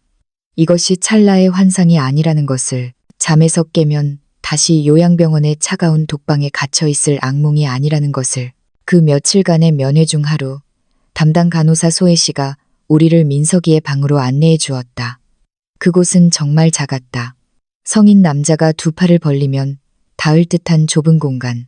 벽은 칠이 벗겨진 크림색이었고 가구라고는 삐걱거리는 싱글 침대와 낡은 책상, 그리고 철제 옷장이 전부였다. 하지만 그 좁은 방을 가득 채우고 있는 것은 상자들이었다. 벽면을 따라 천장까지 닿을 듯 위태롭게 쌓아 올린 종이 상자들. 이게 다 민석님이 그린 그림들이에요. 소혜 간호사가 설명했다. 민석님은 절대로 아무것도 버리지 않으세요. 습작 하나, 낙서 하나까지 전부 모아두시죠. 언젠가 누군가가 이걸 보러 와줄 거라고 믿으셨거든요. 나는 떨리는 손으로 상자 하나를 열었다. 그 안에는 온갖 종류의 종이 위에 그려진 그림들이 빽빽하게 들어차 있었다. 도화지, 이면지, 달력 뒷장, 심지어 휴지 조각까지. 나무, 새, 병원 정원의 풍경. 모든 그림의 오른쪽 상단에는 날짜가 꼼꼼하게 적혀 있었다. 40년의 고독, 40년의 침묵, 그 방대한 세월이 선과 명암 속에 화석처럼 박제되어 있었다. 옆에서 다른 상자를 열어보던 민우가 그림 한 장을 집어들었다. 그것은 한 여자의 초상화였다. 긴 머리, 큰 눈, 온화한 미소, 젊은 시절의 나였다. 이건 누구예요? 민우가 물었다. 소혜 간호사가 슬픈 눈으로 그 그림을 바라보았다. 어머니세요. 민석님은 이번 초기 몇 년 동안 어머니 초상화를 정말 많이 그리셨어요. 그렇게 말씀하시곤 했죠. 내가 엄마를 계속 그리면 엄마가 내 기도를 듣고 오실 거야 라고요. 민우가 나를 쳐다보았다. 그의 눈빛에는 연민과 분노, 그리고 깊은 절망이 뒤섞여 있었다. 그는 말없이 그림을 다시 상자에 넣었다. 이거 전부 다 가져갑니다. 민우가 단호하게 말했다. 상자 하나도 남기지 않고 전부 다 우리 집으로 가져갈 거예요. 소혜 간호사가 고개를 끄덕였다. 민석님이 정말 기뻐하실 거예요. 항상 누군가가 자기 물건을 갖다 버릴까봐 불안해하셨거든요. 민석이의 정신감정 평가에는 꼬박 엿새가 걸렸다. 그 기간 동안 의료진 팀이 그를 면담하고 각종 심리 검사를 수행하고 행동을 관찰했다. 결과는 만장일치였다. 강민석은 사회 복귀에 전혀 문제가 없음. 타해 및 자해 위험 없음. 정서적으로 매우 안정되어 있으며 단지 주기적인 심리 상담과 가족의 지지만 있으면 됨. 원장이 최종 결과 보고서를 건네주었을 때 민우는 길고 깊은 한숨을 토해냈다. 마치 40년 동안 참고 있던 숨을 한 번에 내쉬는 것 같았다. 그럼 이제 갈 수 있는 겁니까? 그것은 질문이 아니라 확신에 찬 선언이었다. 원장이 미소 지었다. 네, 가셔도 좋습니다. 이제 보호자분들께서 서류에 서명만 하시면 퇴원 절차는 끝납니다. 그날 오후 모든 서류 작업이 진행되었다. 민우가 법적 보호자로서 서명했다. 나는 생물학적 어머니로서 참고인 서명을 했다. 펜을 쥔 내 손이 심하게 떨려 내 이름 석자조차 제대로 쓰기 힘들었다. 하지만 서명은 끝났다. 나의 서명은 아들을 버렸던 과거의 죄를 씻기엔 턱없이 부족했지만 적어도 그의 새로운 삶을 보증하는 첫 번째 증인이 되었다는 사실에 가슴이 먹먹했다. 원장이 서류 사본을 우리에게 건넸다. 정식 퇴원은 모레 아침입니다. 조금 일찍 오시는 게 좋을 거예요. 민성님이 많이 불안해하실 테니까요. 짐 싸는 것도 도와주셔야 할 거고요. 그날 저녁 민훈의 집 식탁에는 묘한 긴장감이 감돌았다. 지은이는 라자냐를 만들었고 나는 샐러드와 빵을 사갔다. 우리는 민석이가 퇴원한 후의 계획에 대해 논의했다. 아주버님께는 규칙적인 생활 패턴이 필요해요. 지은이가 접시를 나르며 말했다. 그리고 엄청난 인내심이 필요할 거예요. 우린 그분이 당장 적응할 거라고 기대하면 안 돼요. 40년이나 갇혀 계셨잖아요. 바깥 세상의 속도와 소음이 그분께는 폭력처럼 느껴질 수도 있어요. 민우가 고개를 끄덕였다. 이미 사회 적응 프로그램을 전문으로 하는 상담사를 섭외했어. 주 3회 방문하실 거야. 병원 통원 치료 스케줄도 잡아놨고 나는 민우를 바라보았다. 민석이가 쓸 방. 좀 봐도 되겠니? 민우는 잠시 망설이다가 고개를 끄덕였다. 오세요. 우리는 2층으로 올라갔다. 복도 끝. 햇살이 가장 잘 드는 방이었다. 문을 열자 넓고 쾌적한 공간이 나타났다. 벽은 눈이 편안한 연한 녹색으로 칠해져 있었고 하얀 구스 이불이 깔린 퀸사이즈 침대가 놓여 있었다. 창가에는 커다란 원목 책상이, 벽면에는 텅 빈 선반들이 민석이의 그림으로 채워지기를 기다리고 있었다. 그리고 벽 한가운데에 액자 하나가 걸려 있었다. 우리가 병원 상자 속에서 발견했던 그 그림. 가지가 무성하고 뿌리가 깊은 민석이가 그렸던 참나무 그림이었다. 형 그림을 여기 걸어두면 좋을 것 같아서요. 민우가 그림을 바라보며 말했다. 이 방이 진짜 자기 공간이라는 걸 느끼게 해주고 싶었어요. 그 완벽한 배려에 눈시울이 뜨거워졌다. 완벽하구나. 내가 쉰 목소리로 중얼거렸다. 정말 모든 게 완벽해. 민우가 내 어깨에 손을 얹었다. 무겁고 단단한 손길이었다. 어머니, 이 모든 과정에 참여하고 싶어 하시는 거 알아요. 형도 그걸 원하고요. 하지만 한 가지만 명심해 주세요. 그가 내 눈을 똑바로 응시했다. 만약 이번에도 형에게 상처를 주거나 또다시 사라지거나 형이 자신이 짐스러운 존재라고 느끼게 만든다면 제가 직접 어머니가 다시는 형을 못 보게 만들 겁니다. 아시겠어요? 나는 떨리는 고개를 끄덕였다. 알았다. 맹세하마. 마침내 퇴원날 아침이 밝았다. 우리는 원장의 조언대로 새벽같이 병원에 도착했다. 민석이는 이미 옷을 다 갈아입고 작은 보스턴백 2개를 발치에 둔 채 문 앞에 서서 기다리고 있었다.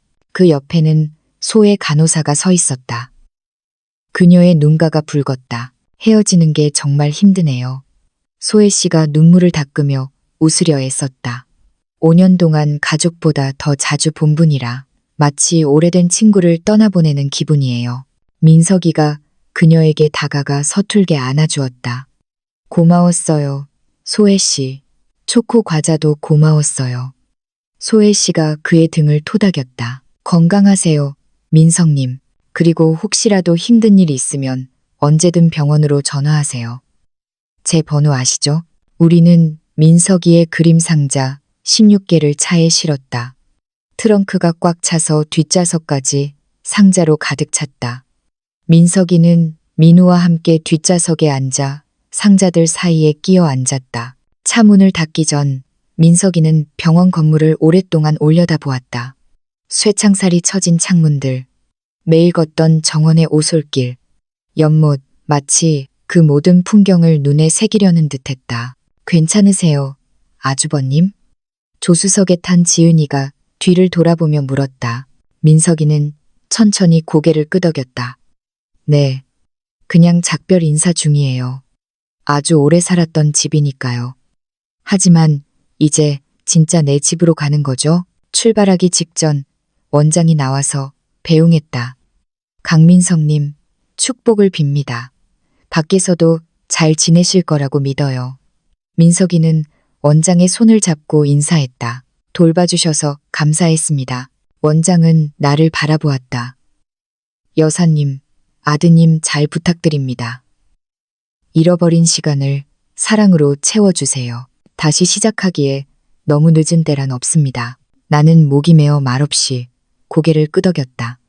그녀의 말이 옳다는 것을 알면서도 동시에 어떤 것들은 영원히 되돌릴 수 없다는 사실 또한 뼈저리게 알고 있었다. 흉터는 남을 것이고 잃어버린 청춘은 돌아오지 않을 것이다. 차가 출발했다. 성은요 양병원이 백미러 속에서 점점 작아져 점이 될 때까지 민석이는 뒤를 돌아보았다. 건물이 완전히 시야에서 사라지자 그는 비로소 고개를 돌려 앞을 보았다. 너희 집은 뭐니? 민우야. 그가 물었다. 아니요, 안 멀어요. 40분 정도면 도착해요. 40분. 민석이가 중얼거렸다. 그래, 40분쯤은 기다릴 수 있어. 그 후로 그는 말이 없었다. 차창 밖으로 스쳐 지나가는 풍경에 압도된 듯했다. 고층 빌딩 숲, 도로를 가득 메운 자동차들의 행렬.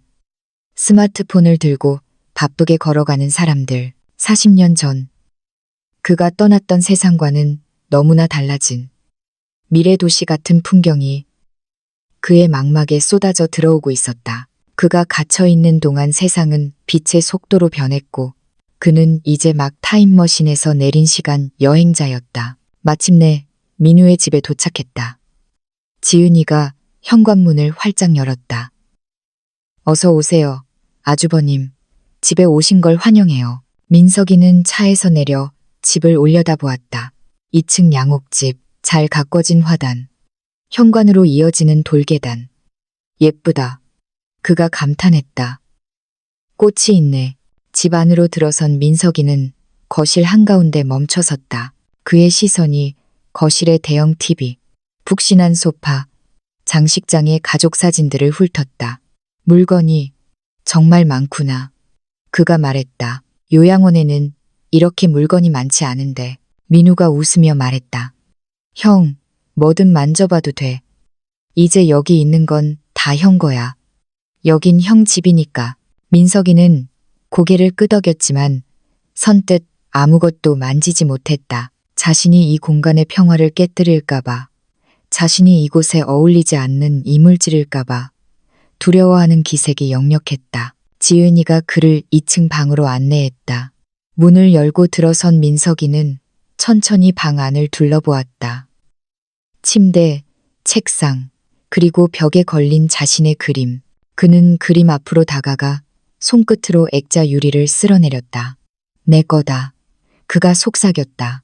내가 그린 나무. 민우가 뒤따라 들어와 말했다. 맞아, 형 그림이야. 그리고 이 방도 형 방이고 전부다. 민석이가 뒤를 돌아보았다. 눈에 눈물이 그렁그렁했다. 정말 여기서 살아도 돼? 며칠만 있다 가는 게 아니고? 민우가 형을 와라 끌어안았다. 평생이야 형, 약속할게, 평생. 민석이의 새삼 첫날 밤은 쉽지 않았다. 그는 문명의 이기들을 두려워했다. 수십 개의 버튼이 달린 TV 리모컨은 그를 혼란스럽게 했고 윙윙 돌아가는 전자레인지는 공포의 대상이었다. 복잡한 수전이 달린 샤워기 앞에서 그는 어쩔 줄 몰라 했다. 지은이는 갓난아기를 가르치듯 하나하나 시범을 보이며 설명했다. 무한한 인내심으로 어떤 의미에서 민석이는 갓난아기였다. 16세의 성장이 멈춘 채 세상의 경험이 차단된 상태로 늙어버린 아이. 그에게는 생활의 모든 것이 학습 과제였다. 그날 새벽 3시. 물을 마시러 나온 민우는 거실 소파에 앉아있는 형을 발견했다. 불도 켜지 않은 채 창밖의 가로등을 멍하니 보고 있었다. 형, 왜 안 자고 있어? 민우가 스탠드 조명을 켜며 물었다. 민석이가 화들짝 놀라며 몸을 떨었다. 잠이 안 와. 소리가 너무 많아. 차 지나가는 소리, 냉장고 돌아가는 소리. 그가 불안한 눈빛으로 말했다. 요양원은 9시만 되면 쥐 죽은 듯이 조용하거든. 민우가 형 옆에 앉았다. 여긴 좀 시끄럽지. 금방 적응될 거야. 조용한 음악이라도 틀어줄까? 민석이는 고개를 저었다. 아니, 그냥 확인하고 싶었어. 이게 꿈이 아닌지. 내일 아침에 눈을 떴는데 다시 요양원 침대 위면 어떡하나 해서 잠들기가 무서워. 민우가 형의 어깨를 감쌌다. 형, 이건 현실이야. 내일 눈을 떠도 형은 이 집에서 깰 거야. 우리랑 같이 아침 먹을 거고. 민석이는 그제야 안도한 듯 깊은 숨을 내쉬었다. 다행이다. 그럼 조금만 더 자볼게. 그는 방으로 돌아가기 전 멈춰서서 민우를 보지 않은 채 등 뒤로 말했다. 고마워, 민우야. 나를 구해줘서. 사실 아무도 안 올 줄 알았어. 포기하고 있었는데 문이 닫혔다. 민우는 어두운 복도에 홀로 서서 형의 부서진 마음과 어머니가 만든 끔찍한 비극에 대해 생각하며 주먹을 쥐었다. 나는 이틀에 한 번꼴로 민우네 집을 찾았다. 반찬을 해 나르고 청소를 도왔다. 하지만 나와 민석이 사이에는 보이지 않는 투명한 벽이 있었다. 그는 나에게 예의 발랐다. 오셨어요? 감사합니다. 라고 꼬박꼬박 존댓말을 썼고 내가 가져온 음식을 맛있게 먹었다. 하지만 그뿐이었다. 그는 나에게 말을 걸지 않았고 내 안부를 묻지도 않았다. 나는 그에게 어머니가 아니라 가끔 들르는 친절한 손님에 불과했다. 어쩌면 그게 당연했다. 나는 40년 동안 부재 중이었던 손님이었으니까. 어느 날 오후 지은이가 점심을 준비하는 동안 나와 민석이는 거실에 앉아 있었다. 그는 여느 때처럼 그림을 그리고 있었다. 뭘 그리는 거니? 내가 조심스럽게 물었다. 그가 스케치북을 들어 보였다. 민훈의 정원요. 나무 새 그루랑 보라색 꽃이 예뻐서요. 기억해두고 싶어서. 나는 용기를 내어 그 옆으로 조금 더 다가앉았다. 옆에 앉아도 될까? 방해하지 않을게. 민석이는 고개를 저었다. 아니요, 괜찮아요. 우리는 한참 동안 말없이 앉아 있었다. 사각거리는 연필 소리만이 공간을 채웠다. 그의 손은 정교하고 신중하게 움직였다. 선 하나하나에 의미를 부여하듯. 민석아, 내가 침묵을 깼다. 내가 내게 한 짓을 영원히 갚을 수 없다는 거 알아. 1000번을 사과해도 부족하겠지. 하지만 매일 너를 생각했어. 매일 후회했어. 그가 연필을 멈추고 나를 바라보았다. 엄마, 왜 안 왔어요? 내가 뭘 잘못해서 안 온 거예요? 그 순진한 질문이 비수가 되어 꽂혔다. 아니야. 넌 아무 잘못 없어. 내 잘못이 아니야. 나는 눈물을 삼켰다. 내가 겁쟁이여서 그랬어. 널 어떻게 도와야 할지 몰라서. 남들이 내 아들이 정신병원에 있다는 걸 알까봐 두려워서. 널 사랑하는 대신 숨기는 걸 선택했어.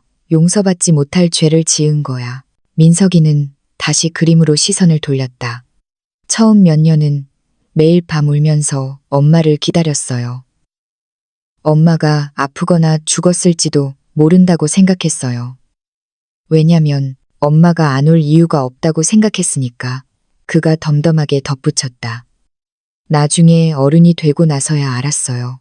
엄마는 그냥 오기 싫었던 거라는 걸. 그게 더 아팠어요. 심장이 난도질 당하는 기분이었다. 하지만 나는 그 고통을 감내해야 했다. 미안해. 정말 미안하다. 민석이는 천천히 고개를 끄덕였다. 저도 미안해요, 엄마. 엄마가 원하는 아들이 못 돼서 민우처럼 엄마한테 자랑스러운 아들이었어야 했는데, 짐이 되지 않는 아들이었어야 했는데. 아니야. 나는 격정적으로 그의 손을 잡았다. 그런 말 하지 마. 넌 사랑받아 마땅한 아들이야. 내가 실패한 거야. 내가 자격 미달인 엄마였어. 제발 내가 다시 노력할 수 있게 기회를 줘. 민석이는 그 맑은 눈동자로 나를 응시했다. 알겠어요. 노력해보세요. 그는 다시 그림을 그리기 시작했다. 저도 노력할게요. 그 대화는 우리 사이를 완전히 봉합해주진 못했지만 적어도 썩어 문드러진 상처를 도려내고 새살이 돋을 틈을 만들어 주었다. 민우는 상담사의 조언대로 민석이를 데리고 세상 밖으로 나가는 연습을 시작했다. 입주 2주 차, 민우와 내가 민석이를 데리고 근처 호수 공원으로 나갔다. 사람이 많았다. 뛰어노는 아이들, 산책하는 강아지들, 운동하는 사람들. 민석이는 걸음을 멈추고 주위를 둘러보았다. 세상에 사람이 이렇게 많아요. 그럼 세상은 사람들로 꽉 차 있어.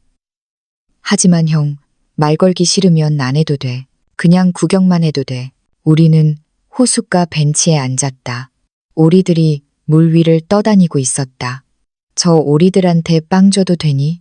민석이가 물었다. 민우가 가방에서 식빵 조각을 꺼내 주었다. 민석이는 물가로 다가가 빵 조각을 던졌다. 오리들이 몰려들자 그가 환하게 웃었다. 요양원을 나온 후 처음 보는 꾸밈 없는 진짜 웃음이었다. 귀엽다. 오리는 물고기 같아. 조용하잖아. 나는 멀찌감치 서서 그 모습을 지켜보았다. 62살 먹은 내 아들이 6살 때 했어야 할 경험을 이제야 하고 있는 모습을. 돌아오는 길, 민석이는 한결 편안해 보였다. 공원이 좋아. 요양원 정원보다 훨씬 크고 내가 가고 싶을 때 언제든 갈 수 있는 거지. 그럼 당연하지. 공원은 모두의 것이니까. 민석이는 그 말을 곱씹었다. 모두의 것. 그가 중얼거렸다. 난 한 번도 내 것이면서 동시에 남의 것인 걸 가져본 적이 없어. 그날 저녁 식사 자리에서 민석이가 뜬금없이 물었다. 민우야, 내 나이가 몇 살이지? 형, 62이야. 왜? 민석이는 숟가락을 내려놓고 고개를 숙였다. 이상해. 난 내가 16살인 것 같아. 그 사이 시간이 통째로 없어진 기분이야. 어제 요양원에 들어갔다가 오늘 나온 것 같아. 그가 자신의 얼굴을 쓰다듬었다. 그런데 거울을 보면 주름이 있고 머리가 하얘. 그러니까 시간이 지났다는 건 알겠는데 마음은 안 그래. 지은이가 그의 손등을 덮어주었다. 당연해요, 아주버님. 잃어버린 시간이 너무 많잖아요. 하지만 이제부터 채워가면 돼요. 남은 시간은 전부 아주버님 거니까요. 민석이가 고개를 끄덕였다. 배우고 싶어. 세상이 어떻게 돌아가는지 내가 못 해본 것들 다 해보고 싶어. 민우가 웃었다. 버킷리스트를 만들자. 형이 하고 싶은 거 다 적어. 우리가 하나씩 다 같이 해보자. 민석이가 잠자리에 든 후 나는 민우, 지은이와 함께 거실에 남았다. 형이 점점 좋아지고 있어. 민우가 말했다. 하지만 아직 갈 길이 멀어. 진짜로 자기가 잃어버린 것들의 무게를 깨닫는 순간이 올 거야. 그때가 제일 힘들 텐데. 우리가 잘 받쳐줘야 해.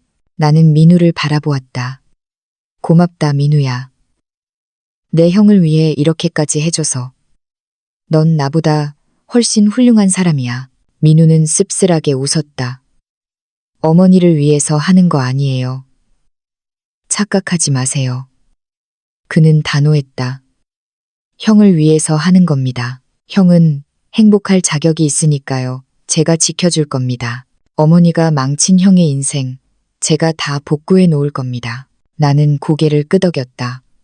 그의 말이 맞았다.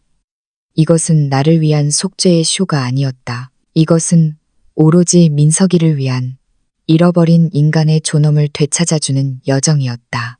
민석이가 퇴원한 지 정확히 한 달이 지났을 때 민우는 우리 넷만의 조촐한 저녁 식사 자리를 마련했다. 형이 혼자가 아니라는 걸, 가족이라는 울타리 안에 있다는 걸 느끼게 해주고 싶어서였다. 우리는 함께 저녁을 준비했다. 며느리 지은이는 라자냐를 오븐에 넣었고 나는 샐러드를 버무렸다. 민석이는 식탁에 수저를 놓는 일을 맡았다. 그는 마치 신성한 의식을 치르듯 숟가락과 젓가락을 가지런히 놓았다. 하나, 둘, 셋, 넷. 그가 숫자를 세더니 아이처럼 웃었다. 우리 가족은 4명이구나. 꽉 찼네. 저녁 식사가 끝날 무렵 민우가 주머니에서 작은 상자를 꺼내 민석이에게 건넸다. 형, 줄 게 있어. 민석이는 눈을 동그랗게 뜨고 상자를 받아들었다. 조심스럽게 포장을 뜯자 그 안에는 최신형 스마트폰이 들어있었다. 사용하기 편하도록 글씨 크기를 키워놓은 심플한 디자인의 휴대폰이었다. 이제 형도 언제든 우리한테 연락할 수 있어. 우리가 옆에 없을 때도 우리는 항상 연결되어 있다는 걸 잊지 말라고 주는 거야. 민석이는 휴대폰을 손바닥 위에 올려놓고 이리저리 돌려보았다. 나한테도 전화기가 생긴 거야? 요양원에서는 못 쓰게 했는데. 민우가 고개를 끄덕였다. 응. 단축번호 1번은 나, 2번은 지은이, 3번은 어머니로 저장해뒀어. 민석이가 나를 쳐다보았다. 엄마한테 전화해도 돼요?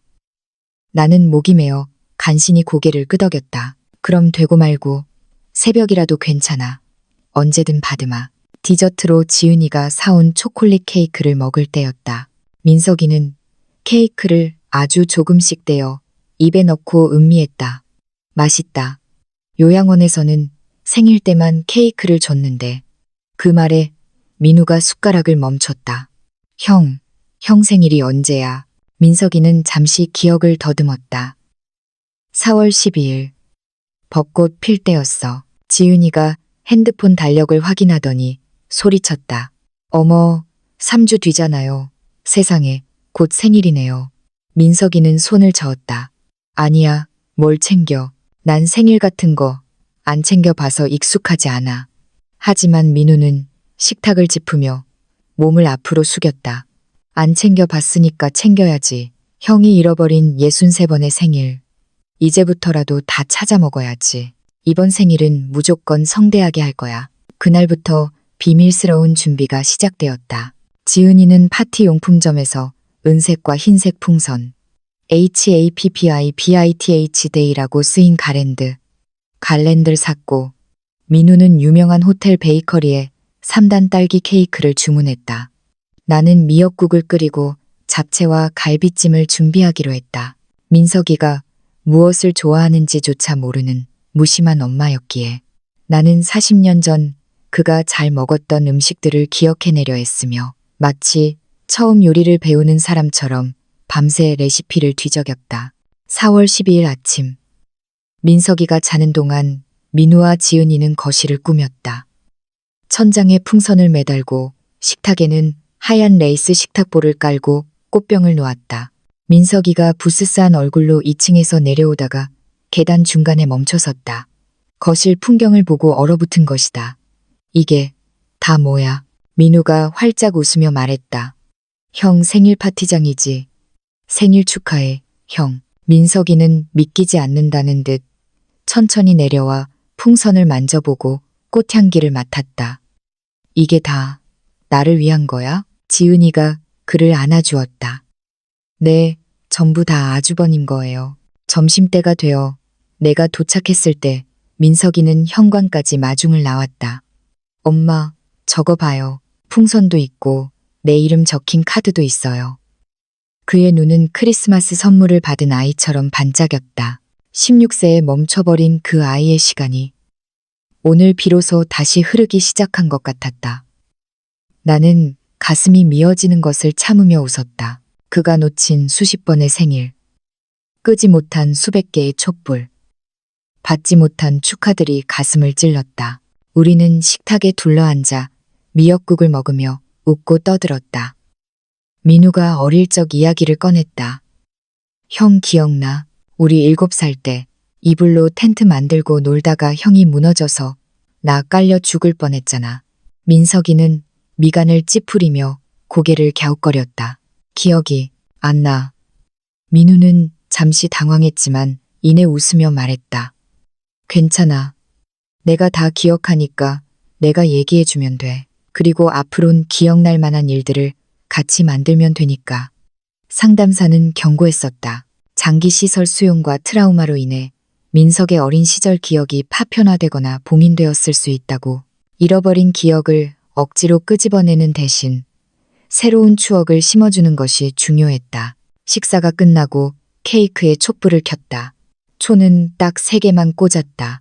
과거, 현재, 미래를 의미하는 3개의 불꽃. 우리는 생일 축하 노래를 불렀다. 사랑하는 민석이의 생일 축하합니다. 민석이는 눈을 감고 소원을 빈 뒤 3번에 나눠 촛불을 껐다. 박수 소리가 터져 나오자 그가 환하게 웃었다. 케이크 위에 촛불이 이렇게 예쁜 줄 몰랐어. 선물 증정식이 이어졌다. 민우는 전문가용 미술 도구 세트를 선물했다. 독일제 색연필, 수채화 물감, 고급 붓, 캔버스, 화가에게 필요한 모든 것이 담긴 상자였다. 민석이는 떨리는 손으로 물건들을 어루만졌다. 이거 비쌀 텐데. 형은 최고를 가질 자격이 있어. 마음껏 그려. 지은이는 고급 미술 기법 책을 선물했다. 이거 보고 더 다양한 그림 그려보시라고요.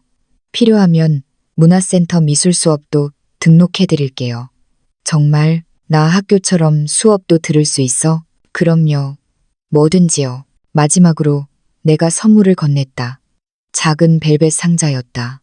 민석이가 뚜껑을 열었다. 그 안에는 가죽끈이 낡은, 하지만 금장 테두리가 반짝이는 오래된 손목시계가 들어있었다. 이건 내 외할아버지 시계야. 내가 설명했다. 돌아가시기 전에 나한테 주셨어. 아들에게 물려주라고. 민우가 성인이 됐을 때 하나 줬고, 이건 원래 내 것이었어.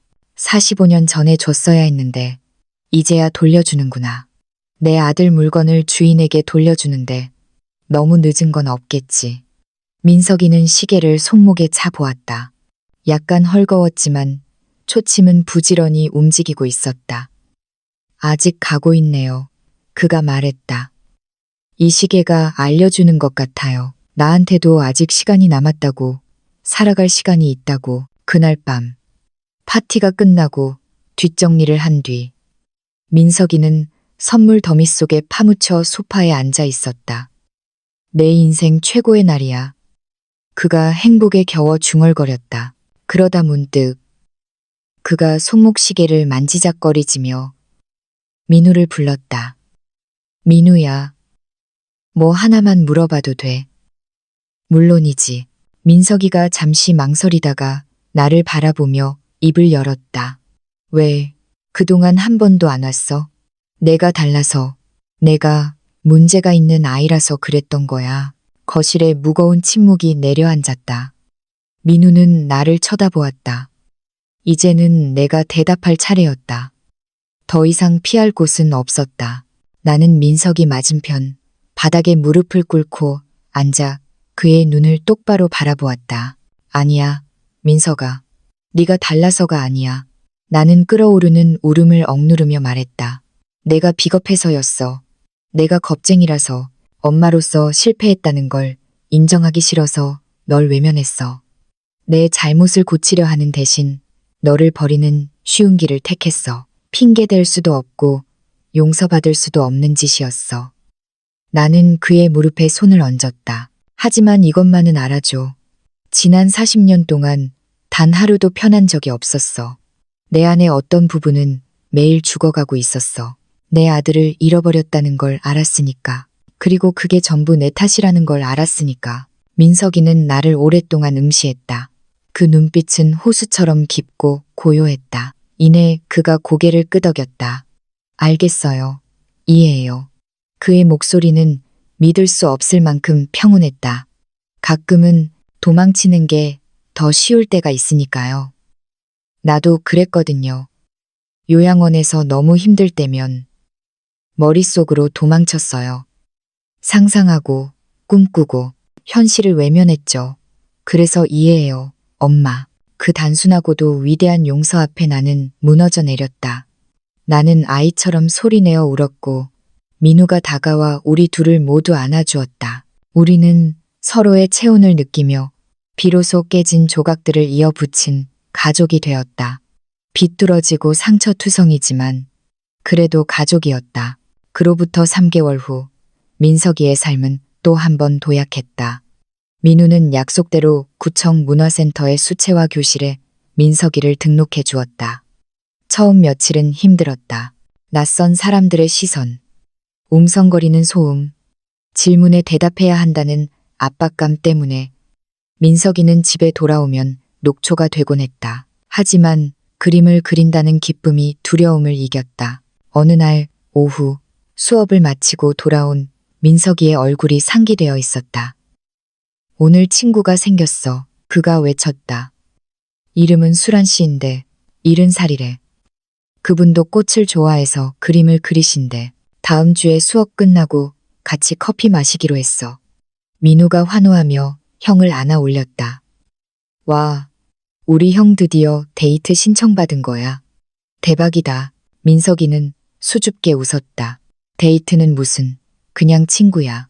수란 씨는 나한테 어려운 질문을 안 해서 좋아. 그냥 나무 얘기, 새 얘기만 들어주거든. 어둠 속에 갇혀있던 식물이 햇빛을 받아 뒤늦게 꽃을 피우듯 민석이는 천천히 하지만 아름답게 피어나고 있었다. 나는 일주일에 3번씩 반찬을 싸들고 들렀다. 민석이는 이제 나에게 수업 이야기, 수란 씨 이야기, 새로 스케치한 그림 이야기를 조잘조잘 해주었다. 우리는 결코 평범한 모자 관계가 될 수는 없었다. 잃어버린 40년은 메울 수 없는 공백이었으니까. 하지만 우리는 새로운 관계를 쌓아가고 있었다. 죄책감을 딛고 일어선 친구, 혹은 상처를 공유한 동반자로서 어느 날 민석이가 성은요양병원에 다시 가보고 싶다고 했다. 소의 간호사님한테 보여주고 싶어. 내가 얼마나 잘 지내는지. 우리는 함께 파주로 향했다. 돌아가는 길은 멀게만 느껴졌지만 도착했을 때 우리를 반기는 소혜 씨의 환한 미소는 그 모든 긴장을 녹여주었다. 민석님, 얼굴이 정말 좋아지셨어요. 민석이는 휴대폰을 꺼내 사진첩을 보여주었다. 자기 방, 새로 그린 그림들, 공원 풍경. 나 행복해요, 소혜 씨. 아주 오랜만에 진짜로 행복해요. 소혜 씨는 눈물을 글썽이며 내 손을 잡았다. 그리고 단호하게 말했다. 어머님, 이 기적 같은 기회를 헛되게 하지 마세요. 모두에게 2번째 기회가 주어지는 건 아니니까요. 나는 고개를 끄덕였다. 그 말의 무게를 뼛속 깊이 새겼다. 6개월 후 작은 기적이 일어났다. 미술 선생님의 주선으로 인사동의 작은 갤러리에서 수강생 전시회가 열렸다. 민석이는 자신이 그린 그림 중 가장 아끼는 10점을 출품했다. 강민석, 잃어버린 숲을 찾아서 라는 작은 명패가 그의 그림 아래 붙었다. 전시회장은 사람들로 붐볐다. 민석이는 우리 등 뒤에 숨어 잔뜩 긴장해 있었는데 한 노신사가 그의 그림 앞에 멈춰서더니 말했다. 이 나무에는 영혼이 있군요. 선 하나하나에서 기다림과 인내가 느껴집니다. 민석이가 수줍게 웃었다. 감사합니다. 연습할 시간이 아주 많았거든요. 그날 밤 민석이의 그림 3점이 팔렸다. 한 점당 20만 원. 큰 돈은 아니었지만 민석이에게는 세상 그 무엇보다 값진 돈이었다. 누군가가 내 그림에 돈을 냈어. 민석이는 지갑에 돈을 넣으며 믿을 수 없다는 듯 말했다. 나도 가치 있는 사람인 거야? 민우가 형의 어깨를 감싸 쥐었다. 그럼 형은 최고의 예술가야. 형은 항상 가치 있는 사람이었어. 민석이는 돈을 소중히 어루만졌다. 이걸로 수란 씨한테 맛있는 거 사줘야지. 그리고 엄마 목도리도 하나 사줄게. 나는 고개를 돌려 눈물을 훔쳤다. 시간이 흐르면서 상담사는 민우에게 중요한 조언을 했다. 민우 씨, 형님을 위해 헌신하는 건 훌륭하지만 형님의 행복을 전적으로 책임지려 하지 마세요. 그건 또 다른 형태의 구속이 될 수 있습니다. 사랑이 넘치는 감옥이 되어서는 안 돼요. 형님에게도 독립이 필요합니다. 그 말은 우리 모두에게 충격이었지만 동시에 깨달음을 주었다. 민석이는 둥지를 떠나야 했다. 그래야 진정한 어른이 될 수 있었다. 우리는 민석이에게 조심스럽게 독립 이야기를 꺼냈다. 나만의 집? 민석이는 처음엔 당황했지만 이내 눈을 반짝였다. 정상적인 어른들처럼? 응, 형. 완전히 독립적인 형만의 공간. 민석이는 며칠을 고민하더니 결심했다. 해볼래. 대신 너희 집 근처여야 해. 그래야 자주 보러 가지. 우리는 민우네 집에서 걸어서 10분 거리에 있는 깔끔한 빌라를 구했다. 3층이었고 채광이 좋아 그림 그리기 딱 좋은 집이었다. 이사하는 날 우리는 모두 모여 짐을 날랐다. 정리가 끝난 후 민석이는 자신의 거실 소파에 앉아 집안을 둘러보았다. 여기가 내 집이야. 그가 감격에 겨워 속삭였다. 63년 만에 처음으로 온전히 나만의 장소가 생겼어. 나는 그를 안아주었다. 넌 그럴 자격이 있어. 이보다 더 좋은 걸 가질 자격이 충분해. 민석이는 내 손을 잡았다. 고마워요, 엄마. 포기하지 않고 노력해줘서.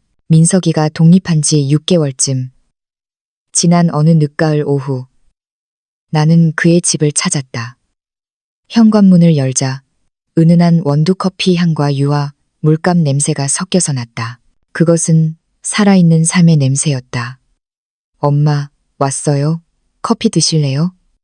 민석이가 익숙하게 커피를 내렸다. 우리는 창가 테이블에 마주 앉았다. 창밖으로는 은행나무가 노랗게 물들고 있었다. 엄마. 민석이가 커피잔을 내려놓으며 말했다. 나 행복해요. 정말로. 그는 창밖을 바라보며 담담하게 이어갔다. 그림도 있고, 친구도 있고, 민우랑 지은이도 있고, 그리고 엄마도 있잖아요. 우리가 꿈꿨던 완벽한 모습은 아닐지 몰라도 지금 이대로 충분해요. 나는 눈시울이 뜨거워졌다. 사랑한다, 민석아. 내가 표현하지 못했을 때도, 너를 저버렸던 그 순간에도 내 마음 깊은 곳에서는 널 사랑했어. 그는 웃으며 고개를 끄덕였다. 알아요. 사랑은 가끔 복잡하고 어렵지만 그래도 사랑이니까요. 집으로 돌아오는 길, 나는 문득 하늘을 올려다보았다. 40년 만에 처음으로 가슴을 짓누르던 바위덩어리가 사라진 것 같은 평온함을 느꼈다. 물론 과거는 지워지지 않는다. 상처는 흉터로 남아 흐린 날이면 욱신거릴 것이다. 하지만 우리는 그 흉터를 안고 살아가는 법을 배웠다. 나는 깨달았다. 책임 없는 사랑은 방임이고 행동하지 않는 사랑은 공허한 말장난일 뿐이라는 것을, 그리고 숨기는 사랑은 결국 파멸을 부른다는 것을. 하지만 동시에 배웠다. 다시 시작하기에 너무 늦은 때란 없다는 것을. 사과하기에, 사랑하기에, 그리고 용서받기에 너무 늦은 나이란 없다는 것을. 우리가 가진 것은 결국 오늘뿐이다. 그리고 삶이 온갖 고난 끝에 기적처럼 베풀어준 이 두 번째 기회를 어떻게 쓰느냐는 오직 우리 자신에게 달려있다. 나는 오늘도 민석이를 보러 갈 것이다. 내일도, 그리고 허락된 모든 날 동안.